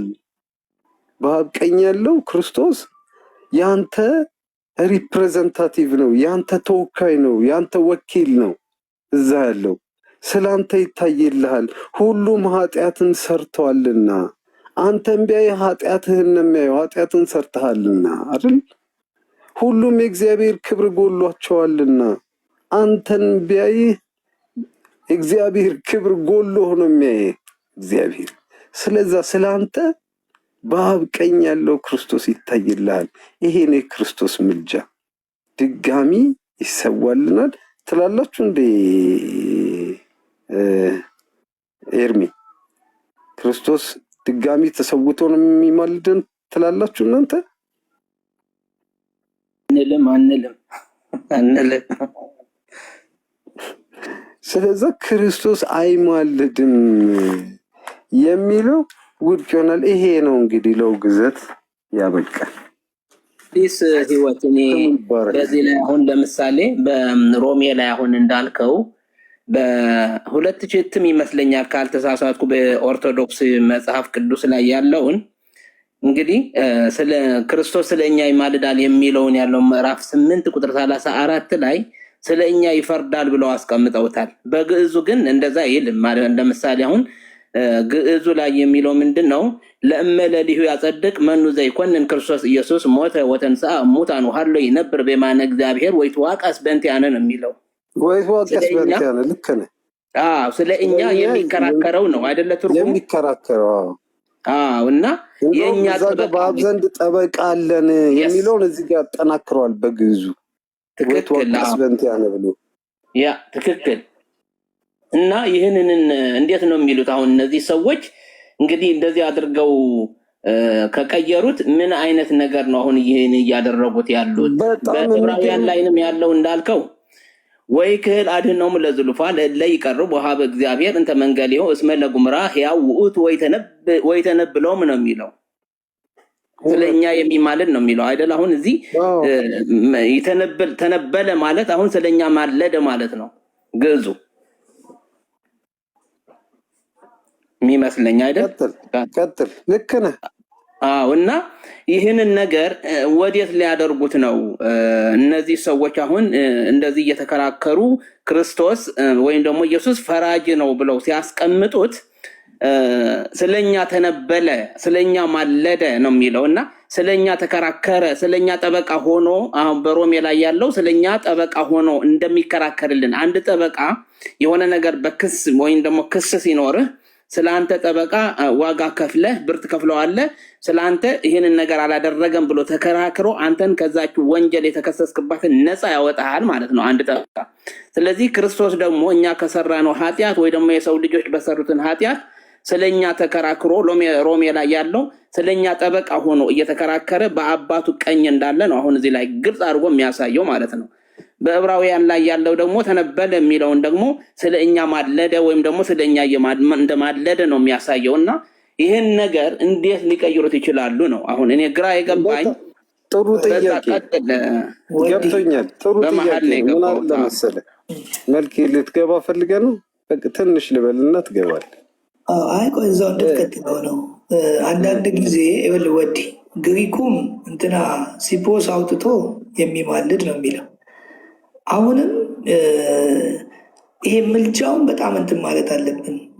አሁን እንደ ጠበቃ የሚከራከር ስትል ለሰዎች ምን ማለት ነው? አሁን ክርስቶስ እኮ አይከራከርም። ክርስቶስ በደሙ የቆመ ማስተሰሪያ ቆሟል። ክርስቶስ እኛን ወክሎ በሰማይ ሲቀመጥ እናንተ በሰማይ ስፍራ ምን ብላችኋል? ተቀምጣችኋል። አሁንም እኮ ወክሎን ነው ፍጹም ሰው ሆኖ የሄደው እኛን ወክሎ ነው። ተቤዥቶናል። የትንሣኤ ማንነት እኮ የእኛ ማንነት እኮ ነው። አሁን ክርስቶስ ይታያል። ምንድነው የሚታየው? አንደኛ ራሱንም እኮ እኛን እኮ ሲያየን ክርስቶስ ፍጹም ሰው ሆኖ እኛን ሆኖ ቤዛ ሆኖ ተክቶ ተቀምጧል፣ ቆሟል። አሁን ማማለድ ማለት ለክርስቶስ ሲሆን መስዋዕት መክፈል ከሆነ መስዋዕት ተከፍሏል። እንዴት ነው የሚማለደው? ደሙ ቆሟል። እዛ ጋር ጠበቃ ይላል። አሁን አንዳንድ ጊዜ ምሳሌ ሙሉ ባይሆንም ምንም አይከራከርም ክርስቶስ። አሁን ምንም የሚያደርገው ነገር የለም። ፍጹም ሰው ሆኖ እኛን ወክሎ እዛ ሆኗል። ወደ እሱ የሚመጡትን ሊያድናቸው ይችላል ማለት ወደ እሱ የሚመጡትን በተፈጸመው ነገር ያድናል። ማማለድ ለምሳሌ የሚማልድ የሚለው ስለ ወደፊቱ ስለዚህ ነው።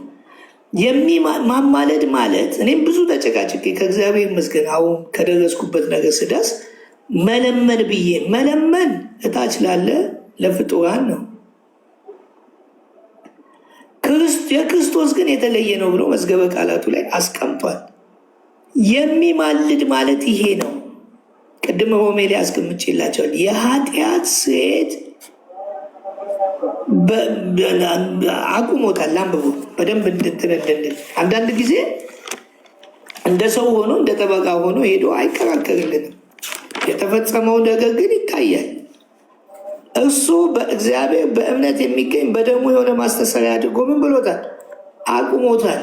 ለዚህ ነው አንደኛ ዮሐንስ ወንጌል ምዕራፍ 1 ቁጥር 7 ላይ የኢየሱስ ክርስቶስ ደም ከኃጢአት ሁሉ ምን ይላል? ያነጻል። ለምንድን ነው የሚያነጻው? ይሄ ደሙ ስለቆመ ያነጻል። አሁንም ይቅርታ ካገኘ ኢየሱስ እያማለድክ ነው ማለት ነው። ቅድም በደንብ ገልጾታል። ሊያድን መጥቶ ካዳነ አዳኝ ከተባለ፣ ሊፈውስ መጥቶ ፈዋሽ ከተባለ፣ መድኃኒት ሊሆን መጥቶ የዓለም መድኃኒት ከሆነ ኢየሱስ ሊማልደን መጥቶ አማላጅ የማንልበት ምንም ምክንያት የለም። ለምን ሲባል አሁንም እኮ የሚማልደው የሚቀጥለውን ነገር ስለሚናገር ነው። ስለዚህ በደሙ የቆመ የኃጢአት ስርየት እንድናገኝ አሁን ወደ ክርስቶስ ንስሐ ስንገባ ዮሐንስ ራዕይ ላይ 1:5 ላይ 6 ላይ ነው እንደሚናገረው በደሙ ምን ይለናል?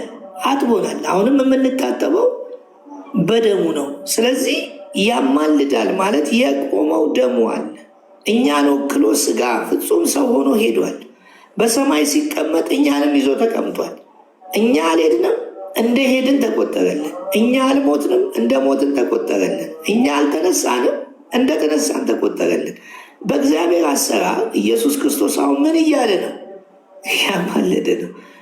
እንደ ልመና አይደለም፣ በተፈጸመው ነገር ያን ጊዜም ፈጽሞ ነው ምን ያለን? ያማለድን፣ ያስታረቀን። አሁንም የተፈጸመ ለዘላለም የሆነ የሊቀ ካህን እኮ ስራው ዋናው እኮ መስዋዕት ማቅረብ ነው። የሊቀ ካህን ስራው የሰዎችን ተክቶ ያለውን የእንስሳ ደምን ይዞ ማቅረብ ነው። ለምን? ደም ከሌለ ስርየት ስለሌለ። ስለዚህ እዚሁ 9 ላይ ምን ይላል? 9:11 ባነበው፣ ነገር ግን ክርስቶስ ሲመጣ ዘንድ ላለው መልካም ነገር ሊቀ ካህን ነው። ክርስቶስ ሊቀ ካህን ስለሆነ የግድ ደም ይዞ እንትን ማለት አለበት። ስለዚህ እንደ ሊቀ ካህኑ በእጁ ይዞ የሚሄደው ደም የለም። ታዲያ ክርስቶስ እንዴት ነው ደምን ይዞ ገብቷል? አይ በጣም የሚደንቅ ነው። ለዘላለም ሊቀ ካህን ሆኖ የገዛ ደሙን በገዛ ደሙን የገባው ይላል። ራሱን ነው ይዞ የገባው ለዘላለም የሚሆን ደም እንዳይቀሩ። ማማለድ ማለት ይሄ ነው። ማስታረቅ ማለት ይሄ ነው። የኃጢአት ስርየት ማግኘት ማለት በክርስቶስ አማላጅ ነው የምንለው እኛ ይሄንን ነው። ይኸው ላንብበው። ነገር ግን ክርስቶስ ሲመጣ ዘንድ ላለው መልካም ነገር ሊቀ ካህን ሆኖ በምትበልጠው በምትሻለው በእጆች ባልተሰራች ማለት ለዚህ ፍጥረት ባልሆነች ድንኳን የዘላለም ቤዛነትን አግኝቶ አንድ ጊዜ አለቀ። አንድ ጊዜ ፈጽሞ ወደ ቅድስ በገዛ ደሙ ገባ። ይኸው ፍጹም ሰው ሆኖ የሄደው ክርስቶስ የገዛ ደሙን ነው ይዘገባው። አንድ ጊዜ በቃ ሊቀ ካህን አይደለም። ይኸው ራሱ የገዛ ደሙን ምን ይዞ ገባ። ስለዚህ የገዛ ደሙ ምን አለ? አቆመው። አሁንም የኃጢአት ስርየት የምናገኘው በደሙ ነው። አያችሁ፣ ንስሐ ገብታችሁ ስታመኑ እግዚአብሔር ይቅር የሚላችሁ በገዛ ደሙ ስለገባ ነው። አንዴ ለአንዴ መጨረሻ ሊቀ ካህንነቱም ይሄ ነው። ሊቀ ካህን የሰውን ይዞ ገብቶ በእግዚአብሔርና በሰው መካከል አይደለም መካከለኛ የሆነው። የእኛ ጌታም እኮ 2 ጢሞቴዎስ ላይ ምንድን ነው በሰውና በእግዚአብሔር መካከለኛ የተባለው? መካከለኛ ሆኖ እኛን ወክሎ ፍጹም ሰው ሆኖ ሄዷል። የገዛ ምኑን በገዛ ምኑ ደሙ ገባ። መካከለኛ ሆነ እንጂ የልመና እየሰገደ ምን እያለ የሚያደርገው አይደለም። ይኸው ራሱን ይዞ ገባ። ሊቀ ካህኑ ግዴታ ደም ይዞ መግባት አለበታ። ቅድስተ ቅዱሳን በብሉይ ኪዳን ያለው ሊቀ ካህን ደም ይዞ ገብቷል። እግዚአብሔር አሁንም ደም ነው የገባው። ለዚህ ነው አሁን የውሃ ጥምቀትን ብዙ ጊዜ ከዚህ ጋር እንዳይገናኝ የምንታገለው። ስለዚህ በገዛ ደሙ ገባ እንጂ በፍየሎች በጥጃ ደም አይደለም። ስለዚህ መካከለኛም የሆነው ይሄ ደሙ ነው። የሚገርም ነው። እግዚአብሔር የተመሰገነውን እንዲህ ያለ አዲስ ከተል በማለት ነው። እሺ ወደ ጠየቀኝ ጥያቄ ከመሄድ በፊት ወይ ተዋቀስ በህንቲያነ ሲል በአብ ዘንድ ጠበቃም አለን ሲል ስለኛ የሚከራከረውም ሲል አሁን በሰማይ በአብ ቀኝ ሆኖ ስለኛ ቃል እያወጣ እሱ አይፈረድበትም እያለ የሚከራከር አይደለም። እንደዛ አይደለም። የሰማዩም ስርዓተ ሰማዩም እንደዛ አይደለም። ግን በአብ ቀኝ እኔን ሪፕሬዘንት አድርጎ ተቀምጧል አይደለ? አሁን በልጁ በበጉ ደም ንጽህና አይደለም ስለ እኔ ንጹሕ በግ ነው የሚታይልኝ። ገብቶሃል? እኔ ኃጢአተኛ ነኝ፣ ስለ እኔ የሚታይልኝ ያድናቸው ዘንድ ለሚጠባበቁት ሁለተኛ ጊዜ ይታይላቸዋል የተባለው በጉ ስለ እኔ ይታይልኛል። እኔ የሚታይልኝ ነገር ስለሌለ ይታይልኛል። መታየቱ ታዲያ ምን ማለት ነው? መከራከሩ ነው። ገብተዋል? እኔ እንዳልጠየቅ እኔ አለው እያለ ነው። ዋስ የአዲስ ኪዳን ዋስ ሆኗል አይደለ? ተብሏል። ክርስቶስ ወኮነ አረቄ ለአዲስ ኪዳን በውሂዘ ደሙ ቅዱስ ይሉታል አይደለ? ኦርቶዶክስ ራሱ ወኮነ አረቄ ለአዲስ ኪዳን በውሂዘ ደሙ አዎ አይደለም? በፈሰሰው ደግሞ የአዲስ ኪዳን ዋስ ሆኗል አይደለም? ስለዚህ ዋስ ሆኖ ይታይልኛል። እኔ ያለው መታየቱ መኖሩ እዛ ጋ በአብ ቀኝ መኖሩ ለእኔ ነው መቀመጡ። ስጋውን ለብሶ በስጋው ከአብ ቀኝ መቀመጡ ለእኔ ነው። ገብቷል? እግዚአብሔር አብ እኔን ሲያይኝ በማን ነው የሚያይ ማለት ነው? በክርስቶስ ነው የሚያይ። እኔ ሳልሆን የምታየው ክርስቶስ ነው ለእኔ የሚታይልኝ። እኔ ንጽህና ስለሌለኝ በክርስቶስ ንጽህና፣ በክርስቶስ ቅድስና፣ በክርስቶስ አይደለም ይሸፍነኛል ወይም ደግሞ ይጋርደኛልን። እንዴት ልበልህ? ክርስቶስ ለእኔ ኃጢአት መጋረጃ ነው። እኔ ሳልሆን የምታየው የእኔ ንጽህና የእኔ ኃጢአት ሳይሆን የክርስቶስ ቅድስና ስለ እኔ ኃጢአት ይታይልኛል ነው እንጂ እዛ ቆሞ እንደ ጠበቃ ክቡር ዳኛ እያለ የሚከራከር አይደለም። እንደዚህ አይነት ስርዓት የለም። ለምን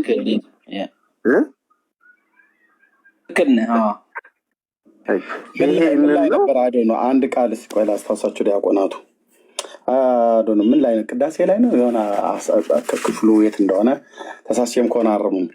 ምንድነው? ኦ በገዛ አርያም በርዕሰ ደብረ ጽዮን ዘቆም ከሚል ቃል አለ። ቅዳሴ ላይ ነው። ኦ በገዛ አይመስልኝም። ቅዳሴ ላይ ሰምቼው አላውቅም። ነው ምን ላይ እንደሆነ ነው ቃሉ ክፍሉ የት እንዳለ አላስታውሰውም። ኦኬ ችግር የለውም።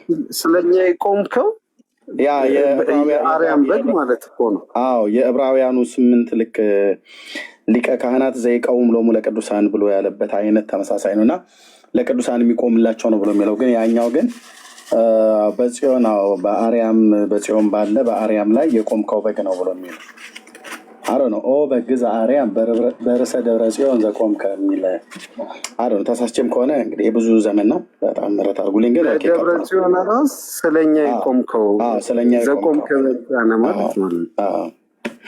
ብቻ ይሄ ነው የክርስቶስ ምልጃ እንጂ ቆሞ እዛ የሚከራከር የሚለምን። አሁን ኦርቶዶክሶቹ ክርስቶስ ይማልዳል ስትላቸው፣ ክርስቶስ አማላጅን ስትላቸው ለማኝ ነው አርገ የተረጉሙና ይሄ ምድራዊ አሁን አንድ ሰው ስትሰድበው ለማኝ ብለን እንደምንሰድበው የምድራዊ ያጣው ነገር ኖሮ ከሌላ የሚጠብቅ አይነት ነገር አርገው ያስባሉ። እንደዛ አይደለም። ሰማያዊ እንደዛም ሰማያዊ ስርዓት የለም። ክርስቶስ ከሶስቱ አካል አንዱ አይደለም። አዲስ ህይወት አሁን እኮ በሰማያት አሁን ለምሳሌ ወንድ ወይም ሴት የሚባል ነገር አለ እንዴ? ምክንያቱ እንደ መላእክት ይኖራሉ እንጂ ምክንያቱ አይጋቡም የሚል እንትኑ ጠይቆ ተናግሮ ነበር። የለም እና ሰማያዊ ነገር ስለሆነ ለኛ ላይገባን ይችላል። ለዛ ነው ሰው ግራ የሚገባው። አዎ ለማኝ አይነት ነገር አሁን በምድር በክርስቶስ በመዋዕለ ሥጋዌው ወይም ደግሞ በምድር 3 ዓመት ወንጌልን ሲያስተምር እኮ በመስቀል ላይም ማልዷል አይደለ? አቤቱ የሚያደርጉትን አያውቁምና ይቅር በላቸው ብሎ ወደ አባቱ ጸልዮአል አይደለ? ይሄ ምልጃ ነው። ግን እዛ ያለው ምልጃ እንደዚህ አይነት አይደለም። ይሄ ለኛ አርያም ሲሆንን ነው አንደኛ አይደለ? የለበሰውን ስጋም ሲያጠይቅ ነው አይደለ? በላይ ግን አሁን እንደዚህ አይነት ነገር የለም። ለምን? በስልጣን የተካከለ ነው ከአብ ጋር በስልጣን እኩል ነው አይደለ? በስልጣን አንድ ናቸው አይደል? በመለኮት በአገዛዝ በስልጣን። ስለዚህ የሚሆነው ነገር ሁሉ በአብ ፍቃድ የሚሆን ወልድ ደግሞ አብን የሚያስፈቅድ ሆኖ ሳይሆን አይደለም። የአብ ፍቃድ የወልድን ፍቃድ የመንፈስ ቅዱስን ፍቃድ ነው። በፍቃድ አንድ ናቸው። ገብተዋል?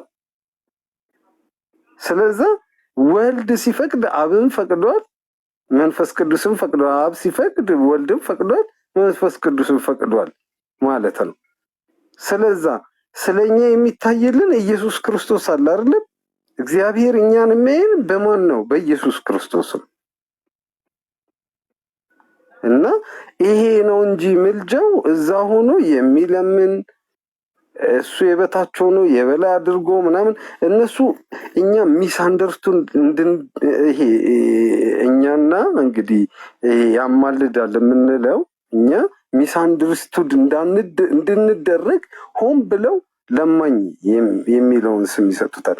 ግን ክርስቶስ ምልጃን ሲተረጉም ካለ ሊያሳየን ይችላል። ወንድማችን ኤርሚ ምልጃን ሲተረጉም አማለደ የሚለውን አንዱ ስለሌላው መለመን፣ ሙሴ ስለ እስራኤል ለመነ ብሎ ያስቀምጠውና ዝቅ ብሎ ምን ይላል? የክርስቶስ ምልጃ ግን እንደኛ ልመና አይደለም። በቃ ልመና አይደለም የክርስቶስ ምልጃ። በምድር የነበረው ምልጃ፣ በመስቀል ላይ የነበረው ምልጃም ልመና አልነበረም። በመስዋዕት የተደረገ ነው፣ በደም የተደረገ ነው እንጂ በልመና የመጣ ስርየተ ኃጢአት የለም። በምንድን ነው? በደም መስዋዕቱ ነው። እንደዚህ እርቃኑን ተሰቅሎ ፊት ለፊት እንደምታዩት እርቃኑን ተሰቅሎ ዋጋ ከፍሎ በዋጋ የተገዛን በደም ዋጋ ገዝቶ አይደለም ከኃጢአት ያነጻን እንጂ በልመና የተገኘ አይደለም።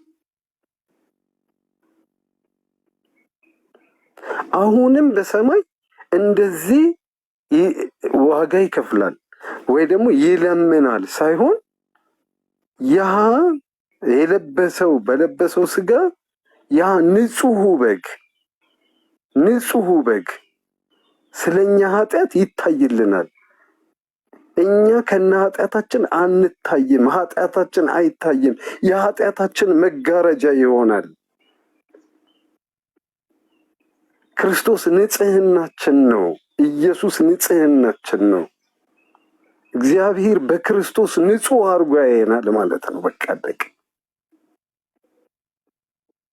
ከራሳችን በሆነ ሳይሆን ዛሬ በስራ ነው የሚል በራሴ ጸድቃለሁ እያለ ነው። በነገራችን ላይ በራሴ ንጹሕ ነኝ እያለ ነው። ይህንን ማለት ወደኋላ ምርምር ስታደርገው ማለት ነው ሃይብሪድ ሲስተም ነው። በክርስቶስም ድኛለሁ፣ እየዳንኩ ነው፣ እድናለሁ። ክርስቶስ ኢኒሻል ሳሊቬሽን አለህና የክርስቶስን ኢኒሻል አሁን ለምሳሌ በአካውንቲንግ እና ማርኬቲንግ ማኔጅመንት ምናምን ያሉ ሰዎች ኢኒሻል የሚለው ከማንም በላይ ይገባቸዋል። መነሻ ማለት ነው። ተርኒንግ ፖይንት ወይ ደግሞ ምን ልበልህ ፖቴንሻል ዲፍረንስ። አሁን ለምሳሌ የሆነ እቃ በቁልቁለት ራሱ እንዲሄድ ከፈለግ መጀመሪያ ገፍተር አድርገህ ትለቀዋለህ አይደለም? ፖቴንሻል ዲፍረንስ ይባላል። እና ከዛ ይሄዳል፣ ራሱን ችሎ ይሄዳል።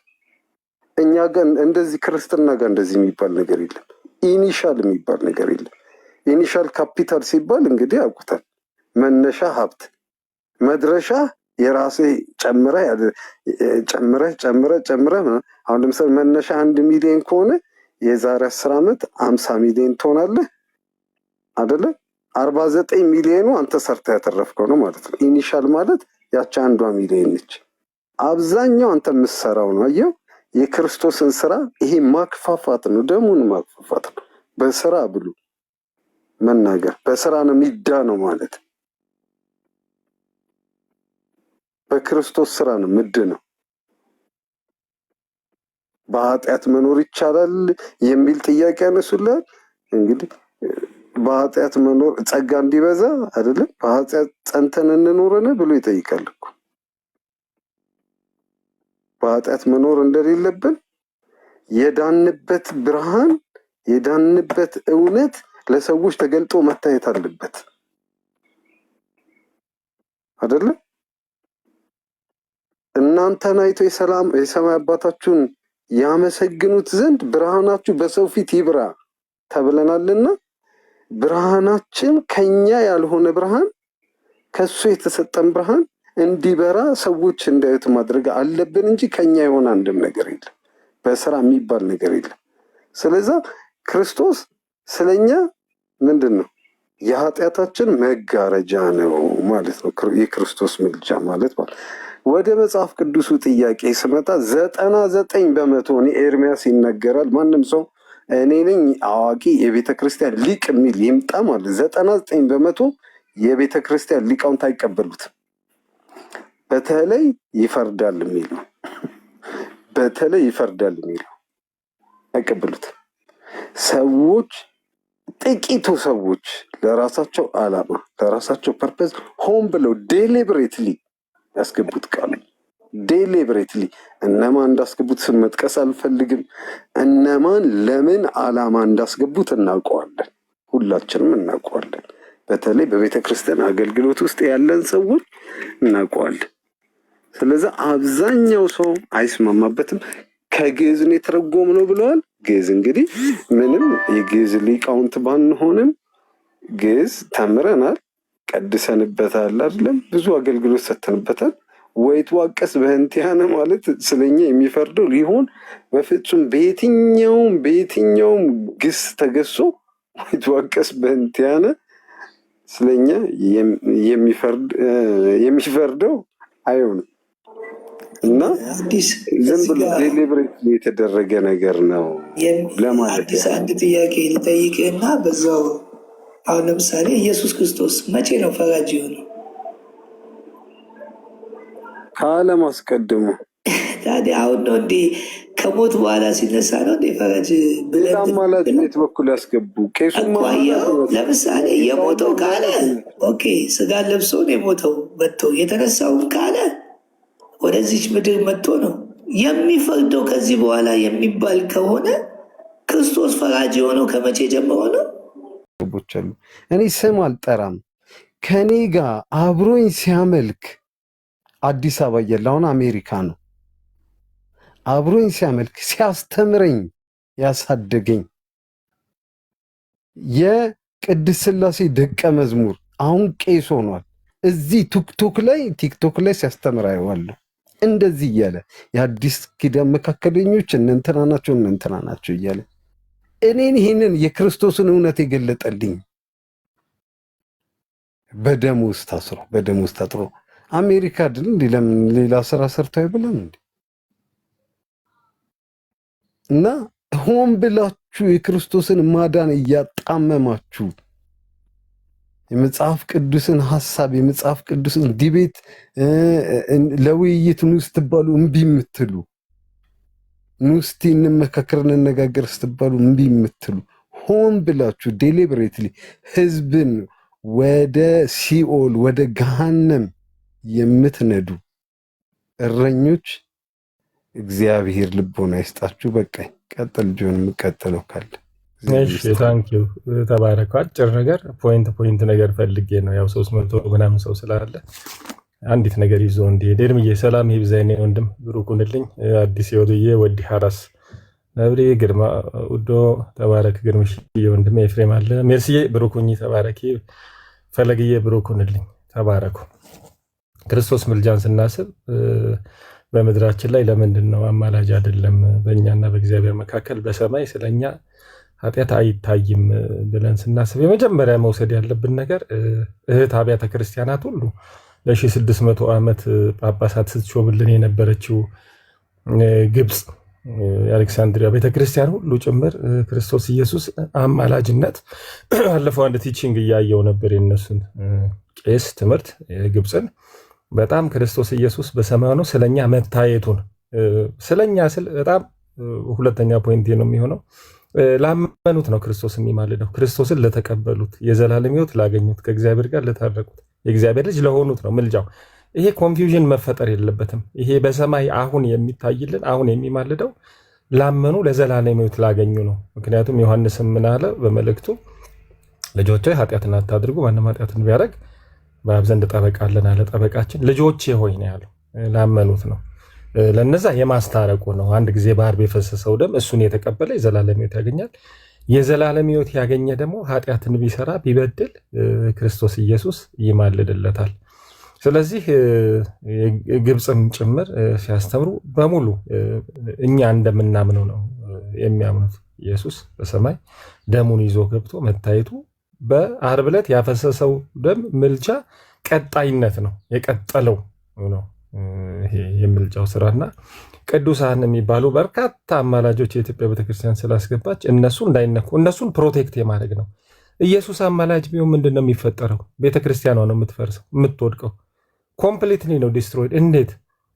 የኢትዮጵያ ኦርቶዶክስ ቤተክርስቲያን 90% በቅዱሳን ስም የተመሰረተ በምልጃቸው የቆመ በድርሳናቸው በገድላቸው የቆመ ህይወት ያለው የለመለመው እንግዲህ የለመለምለም ካልነው በቅዱሳኑ ነው።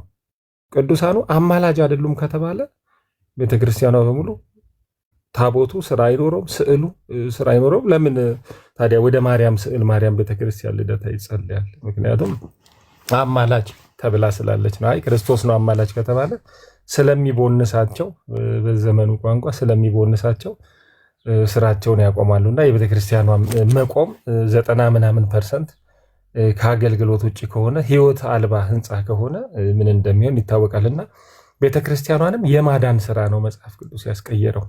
ስለዚህ የቅዱሳን ምልጃን ስለሚነካ እንጂ ዓለም ሁሉ ያወቀው ፀሐይ የሞቀው እውነት ነው የክርስቶስ ኢየሱስ ምልጃ። ቅድም ወንድማችን ልመና ሲል ነበር። እውነቱን ነው። ቅድም ልክ እንዳለው ለማዋደቅ ሲፈልጉኛል ይሄው ትልቁን ጌታ ፈራጅ የሆነውን አምላክ እኮ ለማኝ አረጉት ሲባል ያስደነግጣል። እውነትም። ስለዚህ ቶሎ ብሎ ወደ ዲክሽነሪ እንሂድ ይባልና ለማኝ ማድረግ ነው። በነገራችን ላይ በሰማይ እንዲህ የሚባል እንትን አለ። አንግሪ ጎድ ወይ የተናደደ ጌታ። እኔ ኃጢአት ትሰራ ወንድሜ ኤርሚን ጨርቃን ብዬ ሰድቤ እንትን ስል በሰማይ የተናደደ እግዚአብሔር ቁጭ ብሎ ኢየሱስ ክርስቶስ ደግሞ ወድቆ እያለቀሰ እየተነሳ እባክህ ወንድሙ ኤርሚያስን ጨርቃን ብሏል ሲለው እንዴት ይለዋል እያለ የተናደደ ጌታና የሚማድር ልክ ድሮ ስንገረፍ ጎረቤት መጥተው አባቴ ተናዶ እየገረፈኝ ጎረቤት መጥቶ ጣልቃ ሲገባ ዝም በሉ ትዬ አልማዝ ምናምን እያለ እንትን እንደሚል አይነት እንዲፈጠር ነው የሚፈልጉት። አይደለም። የተናደደ አምላክ የለም በሰማይ የሚወድቅም ጌታ የለም።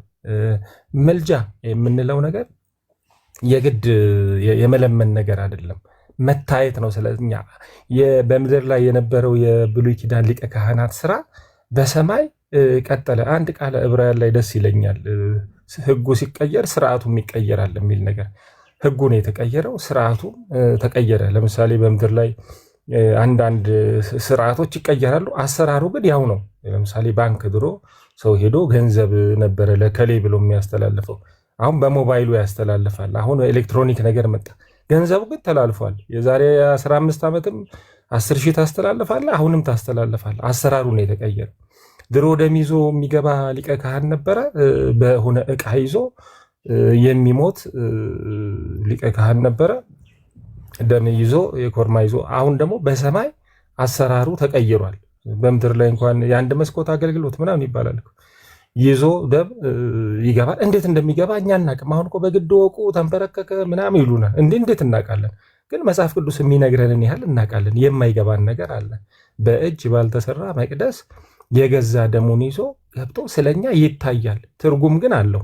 ነን ቮካል የሆነ ምልጃ ነው የሚባለው። ነን ቮካል ማለት ድምፅ ያልወጣበት እርዳው ማረው ምናምን አይደለም። የሆነ ነገር በማሳየት በምልክት የምልክት ቋንቋ የሚባል አለ። ምልክት እኮ ሳይን ላንጉጅ ይባላል አይደል? ትራፊክ እኮ እጁን ሲዘረጋ ወደ ላይ እንትን ቁም ማለት ነው። እንደዛ ሲያደርግ ብታልፍ እኮ ቁም ብዬህ አይደለም ወይ ብሎ ይቀጣል። እንደ መች ቁም አልከኝ መች ምንም አላልክም እኮ ብትለው ምልክት የሰጠው ምንድን ነው የሚለው። ስለዚህ የምልክት ቋንቋ አለ በሰማይ። እሱን ነው ኢየሱስ የሚያደርገው። ደሙን ቁስሉን በሚያሳይ ጊዜ ማረው ሊማር ይገባዋል፣ እኔን ተቀብሏል፣ የዘላለም ሕይወት አግኝቷል፣ ልጅ ሆኗል የማ የሚል ትርጉም ነው ያለው። ስለዚህ ምን ይሆናል? በሰማይ ምህረት እናገኛለን። ይሄ ነገር ነው የሚከብዳቸው ሰዎች ለመቀበል። በነገራችን ላይ ክርስቶስ እንዴት ይማልዳል? ፈራጅ ነው ይላል። አዎ ፈራጅ ነው አይደለም አላለም እኮ። ያለ ጊዜው ግን አይፈርድም። የፍርድ ቀን የሚባል ነገር አለ። የፍርድ ቀን መጽሐፍ ቅዱስ ላይ ወደ 6 ቦታ ላይ የፍርድ ቀን የፍርድ ቀን የፍርድ ቀን ይላል። በፍርድ ቀን የአዜብ ንግስት ትፈርድበታለች፣ ከሙታን ተነስታ ወይ ምናምን ትፈርድበታለች ይላል። ቀን አለበት የተቆረጠና ያለ ቀኑ አይፈርድም። እና የመልጃ ነገር ቀጣይነቱን እንደው በምሳሌ ምናልባት እንደው በገባኝ ምድራዊ ነገር እንደው ባይመጥነውም ምድራዊ ነገር ምድራዊ አሰራር ባይመጥነው አንድ ጊዜ የተሰራ ስራ በኋላ እንደሚያስታርቅ እንደው በምድር እንኳን የምናየው ጥሩ ምሳሌ አለ። አንድ የተሰራ ስራ ባለፈው ስል ነበር። ለምሳሌ በምድር ላይ በ1983 ዓመተ ምህረት ስልጣን የያዘው መንግስት መቼስ ፖለቲከኛ ነው ምናምን እንደማትሉኝ እገምታለሁ። ስልጣን የያዘው መንግስት በደምና በአጥንት ነው እንግዲህ ስልጣን የያዝን ያው የሚሉት ተጋድለው ነው ስልጣን የያዙት። በዛ አዲስ አበባ ገቡ፣ አገር ያዙ። በኋላ ግን በደምና በአጥንታቸው ግን ይታረቁ ነበር። በደምና እንዴት እንደሆን ታውቃላችሁ? አንድ ጊዜ እንዲህ የሆነ ክፍፍል ነገር ተፈጠረና ተጣልተው እርስ በርስ ተለያይተው ሊወጡ ሲሉ የተወሰኑት ሰዎች በር ላይ ተኝተው በሰማዕታት አጥንት ይዘናቸዋል፣ በሰማዕታት ደም አሏቸውና ተመለሱና ታረቁ። ብዙ ጊዜ ሲጣሉ ይባላል በሰማዕታት አጥንት ይዤሃለሁ። አያቸው አጥንትና ደሙ ወደ አዲስ አበባ አስገብቷቸዋል፣ እንዲያሸንፉ አድርጓቸዋል። በኋላ ግን ሲጣሉ ያ የሰማዕታት ደምና አጥንት ምን ያደርጋቸው ነበር? ያስታርቃቸው ነበር። ልክ እንደዚህ ነው የሰማዕታት ደምና አጥንት እንግዲህ በሰማይ ሆነ ምናምን ምናምን እያልኩ አይደለም። እና ክርስቶስ ኢየሱስ ደሙ አንድ ጊዜ ወደ እግዚአብሔር መንግስት እንድንገባ አድርጎናል። ግን በቀጣይነት ደግሞ የክርስቶስ ደም አንድ ጊዜ የፈሰሰው ደግሞ ላመኑት ደግሞ ያስታርቃል ማለት ነው። ለምንድን ነው የሚያስታርቀው? ከእግዚአብሔር ጋር ፍሪኩዌንትሊ እንጣላለን። ኃጢአት የለብንም ብንል እግዚአብሔርን ውሸታም ነው የምናደርገው። ስለዚህ ዛሬ ለምሳሌ ወንድሜን ብደበድብ የምታረቀው ንስሐ ስገባ በክርስቶስ ደም ነው። በሰማይ ያደርጋል፣ ይታይልኛል፣ ለእኔ ሞቷል፣ ማነው እኔን ተቀብሏል፣ ልጄ ነው፣ የዘላለም ሕይወት አግኝቷል ነው የሚለው እና ያንን ደሙን የፈሰሰውን ደሙን እያነሳ ነው ዛሬ እሱን ይዞ ገብቶ ነው ሊታረቀኝ የሚችለው። እና የክርስቶስ ምልጃ ሕያው ነው፣ አስፈላጊ ነው፣ በጣም ተስፋችን ነው፣ የመዳናችን ጋራንቲም ነው ይሉታል። የመዳናችን ዋስትና ነው። የዳነ ሰው ሁሉ ጊዜ ደሙ ዋስትና አለው። እሱ ይመለስ ትንሽዬ ጸጸት ያሳይ እንጂ የክርስቶስ ደም በሰማይ ክሊክ ያደርግለታል። የተናደደ አምላክ እና እዚህ ጋር ባኮት እያለ የሚጠይቅ ጌታ የለንም። ልመና 100% አይደለም መልሱ፣ 10% ሊሆን ይችላል፣ 20% አስተማማኝ አይደለም። ስለ ማርያም ብለው የሚለምኑ ሰዎች አድርሰናል ተብለው ሊመለሱ ይችላሉ። የክርስቶስ ምልጃ ግን 100% ነው መልሱ፣ አጠራጣሪ አይደለም። ለዚህ ነው ደረታችንን ነፍተን ምልጃውን የምንጠቀመው። ከዚህ በተረፈ እንግዲህ ሌሎቹም እንዲሁ እንዲጠቀሙ እንመክራለን እላለሁ። ታንኪ ተባረኩ።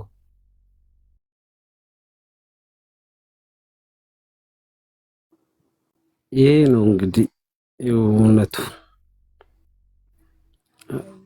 ኤርሚ ያለ እንዴ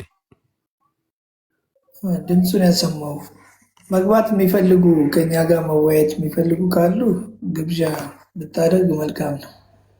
ጥሪ አቅርብ እስቲ ኤርሚ ድምፁ ቢያሰማ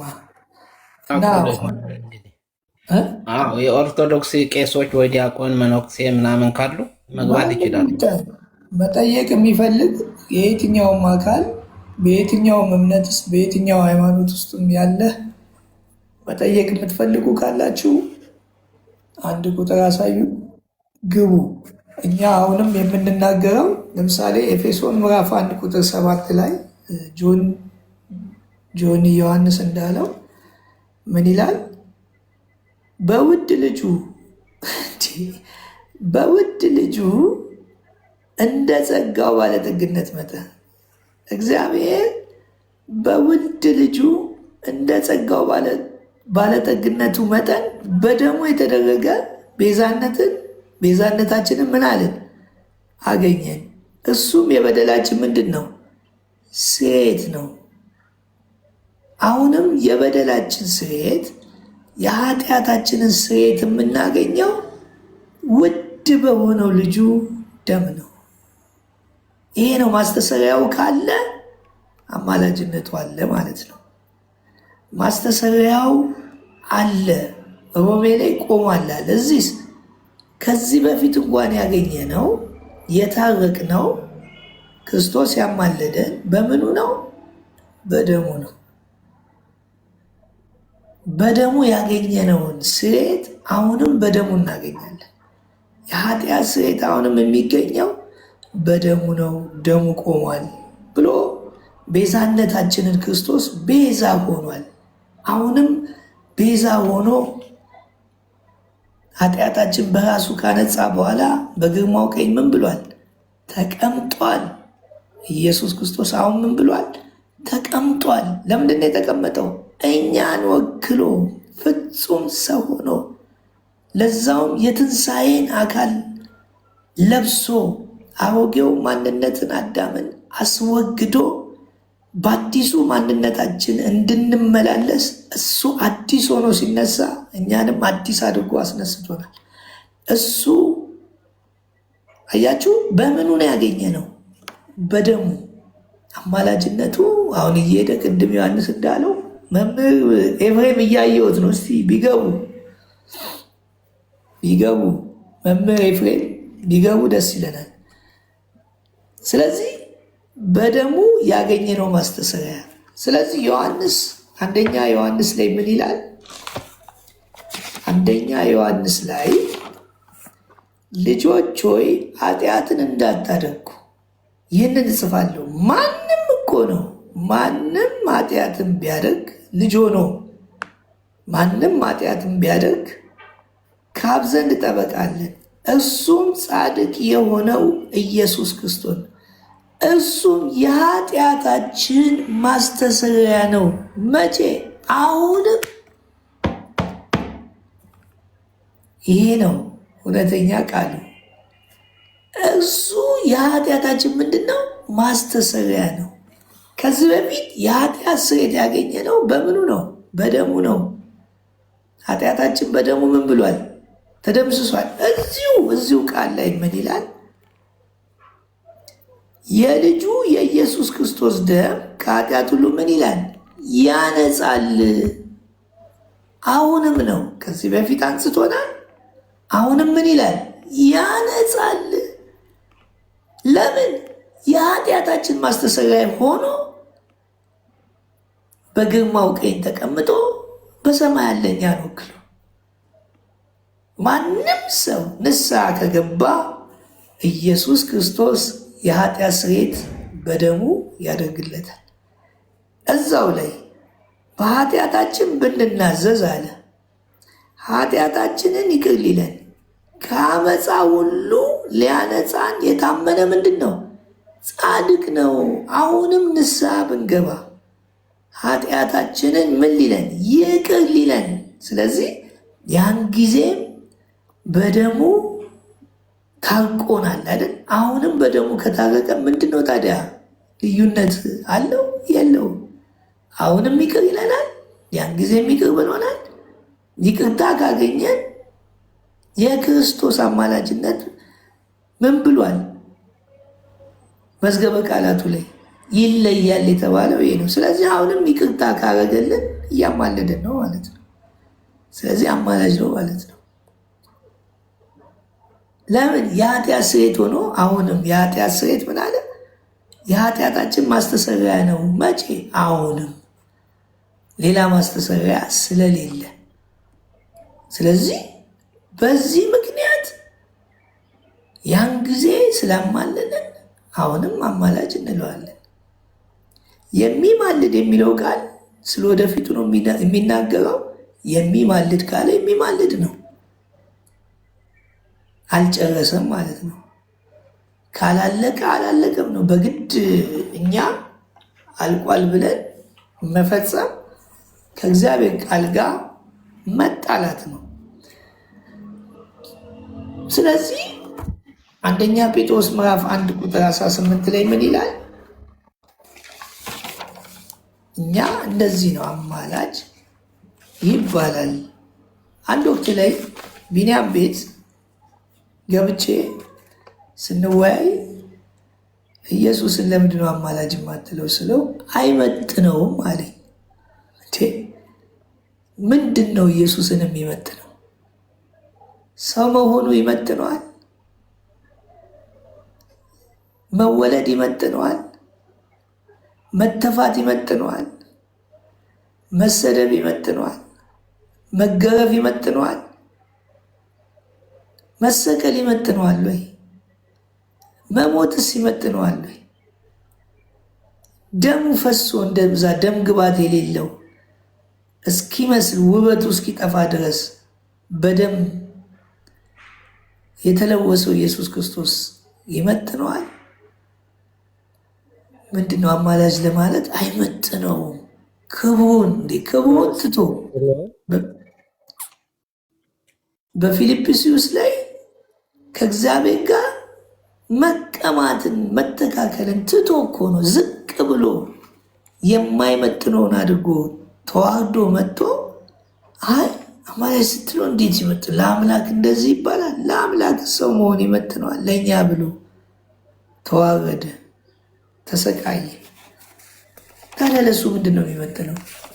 አንዱን ጥሎ አንዱን አንጠልጥሎ አንዱ ላይ አይመጥነውም፣ አንዱ ላይ ሊመጥነው ይችላል። ይሄ ነገር በጣም ሊታይ ይገባል። ስለዚህ ስለ ጥምቀትም ስለ አማላጅም ስለ እምነትም ስለምንም ከሆነ እኛ ከእናንተ በልጠን ሳይሆን እውነቱ ስለገባን ነው። ከሁሉም በልጠን አይደለም፣ ግን እውነቱ ሲገባ እግዚአብሔርን የምታገኘው በእውቀት ሳይሆን በእምነት ስለሆነ ሁላችንም ስናምን አንተ ማስተር ይዘህ ገና ስትጠራጠር እንዲህ ነው እንዲገባ ስትል እኔ ደግሞ ማስተር ሳሊዝ አምኜው ገባኝ። መንፈሳዊ ዓለም ውስጥ በእምነት ነው አይኑ የሚከፈተው፣ እግዚአብሔርንም ደስ ማሰኘት የምትችለው እምነት ብቻ ነው። ሰማይ ዓለም ውስጥ የምታውቀው መዳንን የምታውቀው ወደፊትም የምትድነው እምነት የመንፈሳዊ አይኖች መገለጫ የምናይበት እግዚአብሔርን ነው። ስለዚህ እምነት ደግሞ ከመስማት ነው። በቃ ሰማን፣ ከዛስ አመንን። የእግዚአብሔር ቃል ደግሞ እውነት መሆኑን አየነው፣ አረጋገጥን። እምነት የማይታይን ነገር የሚያረጋግጥ ነው፣ አረጋገጥን። እንደገና የሚያስረዳ ነው፣ ተረዳን። በዚህ መጠን አሁን የምንለው ልክ አይደለም የምትሉ ካላችሁ ኑና ግቡና ስም ከማውጣት ከመሳደብ እኛም ቢያናግር ፌመስ ይሆናል። ያው ምን እዚህ ለብዙ ሰው አለ አይደል እንዴ? ፌመስ ገና ለገና በእናንተ ነው ፌመስነት። ምንድን ነው ጥቅሙ? እንደው ሌላ ሰው እኛ ሳንፈልግም ሌላ ሰውስ ቢፈምስስ ምን ቸገራችሁ? እንወያይ ነው ያለው፣ እንነጋገር። ማውገዝም አትችሉ፣ ምንም ማድረግ የማትችሉትን ነገር አትግቡበት። ቄስ ዲበኩሉ ሊቀ ጳጳስ አይደሉም። መዝሙረ ያሬድ ሊቀ ጳጳስ አይደለም። መብቱ በሌለበት ባልተሰጠው መብትና ስልጣን እዚህ በጣም ብዙ ነገር እያደረጉ ነው። ወደፊትም ይጠየቁበታል። እንደው እኛ ባንፈልግም ቤተክርስቲያን ትጠይቃቸዋለች። ልጆቿን እንዲህ ያደረጉ የሚበትኑ ባልተሰጣቸው ስልጣን ይጠየቁበታል። በደንብ ነው የሚጠየቁበት። ለምን? ቃለ ዓዋዲ ተቀምጧል። በማያገባቸው እዚህ ሲያቅታቸው ሰው የማባረር ሰው የማጥላላት የመሳደብ የሆነ ናስቲ ኑ ግባ አለ የምትለው ሰው ይዘና እኛ የተናገርነው ነገር ልክ ካልሆነ እኛ ራሳችን በራሳችን እናወግዘዋለን። እናንተ ባታወግዙት ተሳስተናል፣ ይቅርታ እንላለን። አሁን ግን ይቅርታ የምትሉት እንደ እግዚአብሔር ቃል እናንተ ናችሁ። ገብታችሁ ማውራት ትችላላችሁ። ሶል ሰላም ብያለሁ። በዚህ ያገለ ፈለግዬ ምን ስለ ቢንያም ስትናገር ነበረ። ቢንያም ምንም እውቀትንም ያለው አይመስለኝም። ዝም ብሎ ነው። ስለ ኦርቶዶክስንም አያውቃትም ቢንያም ሽታዬ ማለት ነው። ወዲ ምን አለ መሰለ ስማ ሐዋርያቶች እኮ አልተጠመቁም አልኩት። ተጠምቀዋል አለ። መቼ ነው አለ? እግራቸውን ታጥበዋል አለ። እንትናማ ኦኬ ሐዋርያት እሺ ተጠምቀዋል፣ እግራቸው ላይ የተሰቀሉት አንዱ እንግዲህ በመንግስት አስበኝ ብሎ ሲጠይቀው እውነት እውነት እላለሁ ዛሬ በገነት ከኔ ጋር ነህ ብለዋል። አልተጠመቀም። እንግዲህ ያ ሰውዬም በመስቀል ላይ እንደተንጠለጠለ እንደተሰቀለ ሞተ፣ አብሮ ከክርስቶስ ጋር በገነት ገብተዋል። እንግዲህ ሰውየው ድነዋል።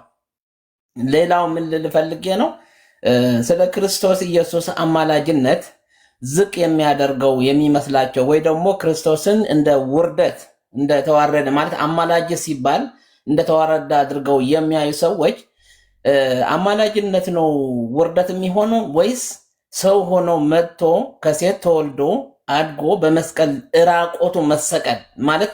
አሁን እዚህ ላይ የተሰቀለውን እንትኑ ግልድም አድርገዋል።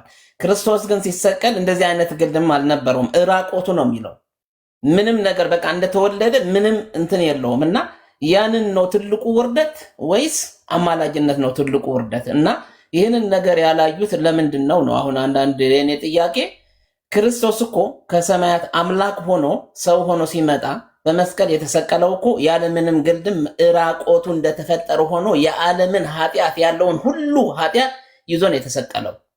እና ያንን ነው ለሰው ልጆች እንግዲህ ያመኑትን ሁሉ እንደሚድኑ ነው የሚናገረው። በዮሐንስ ምዕራፍ 3:18 ላይ ይመስለኛል የሚናገረው ምንድን ነው የሚለው? አሁን ያመኑትን ሰዎች ኦኬ ቆይ ላንብበው።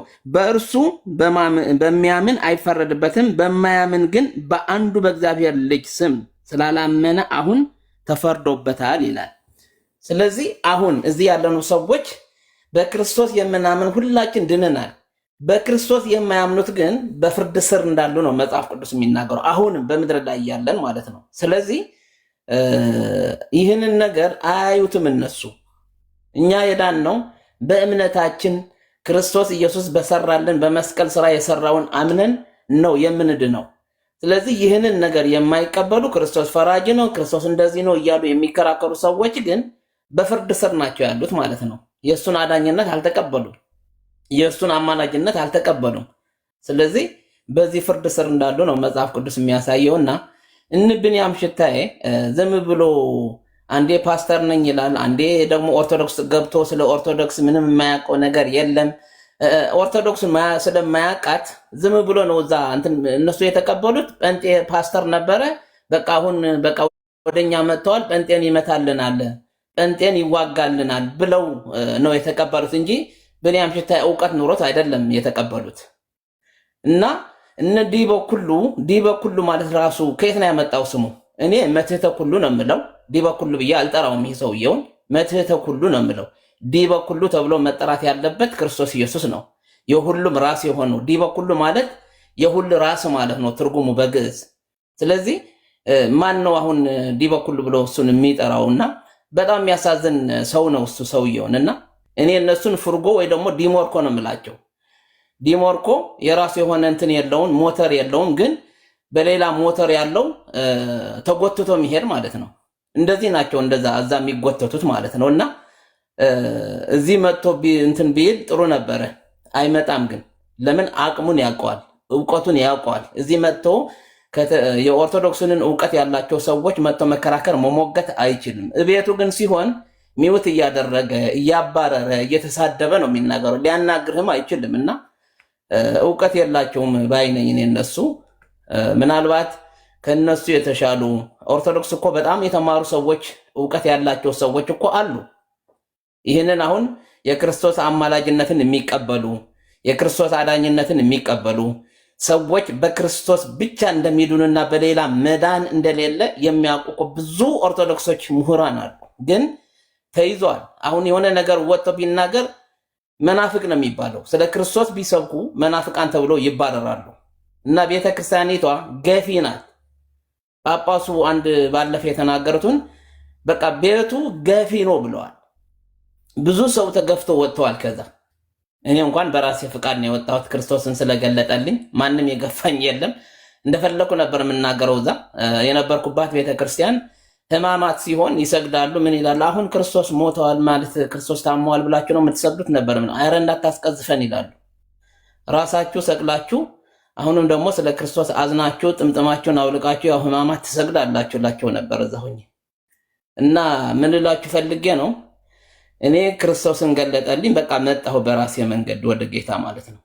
እና ብዙ ሰዎች ከኦርቶዶክሲ ተገፍተው ወጥተዋል። የኦርቶዶክስ ምሁራን የሆኑ እውቀት ያላቸው ሰዎች ከዛ ቤት ተገፍተዋል። ወንጌልን ስለሰበኩ ብቻ ወንጌል ለምን አይሰበክም ብሎ የሚናገሩትን ሰዎች እየተገፉ ነው ያሉት። እና እንብን ያምሽታ ዝም ብለው እዛ ዝፍዝፍ ነው የምለው እኔ ዝም ብሎ እውቀት የሌለው ያው እንግዲህ ውሻ ወደ ትፋቱ እንደሚመለስ የታጠበች እርያ በአፈር ላይ እንደምትንከባለል እውነተኛ ምሳሌ የሆነባቸው ነው ብንያም ሽታዬ። እዛ ተመልሰው እንግዲህ የሚንከባለሉት እና እግዚአብሔር አይናቸው ይግለጥ ከማለት በስተቀር ሌላ ምንም ማለት አልችልም።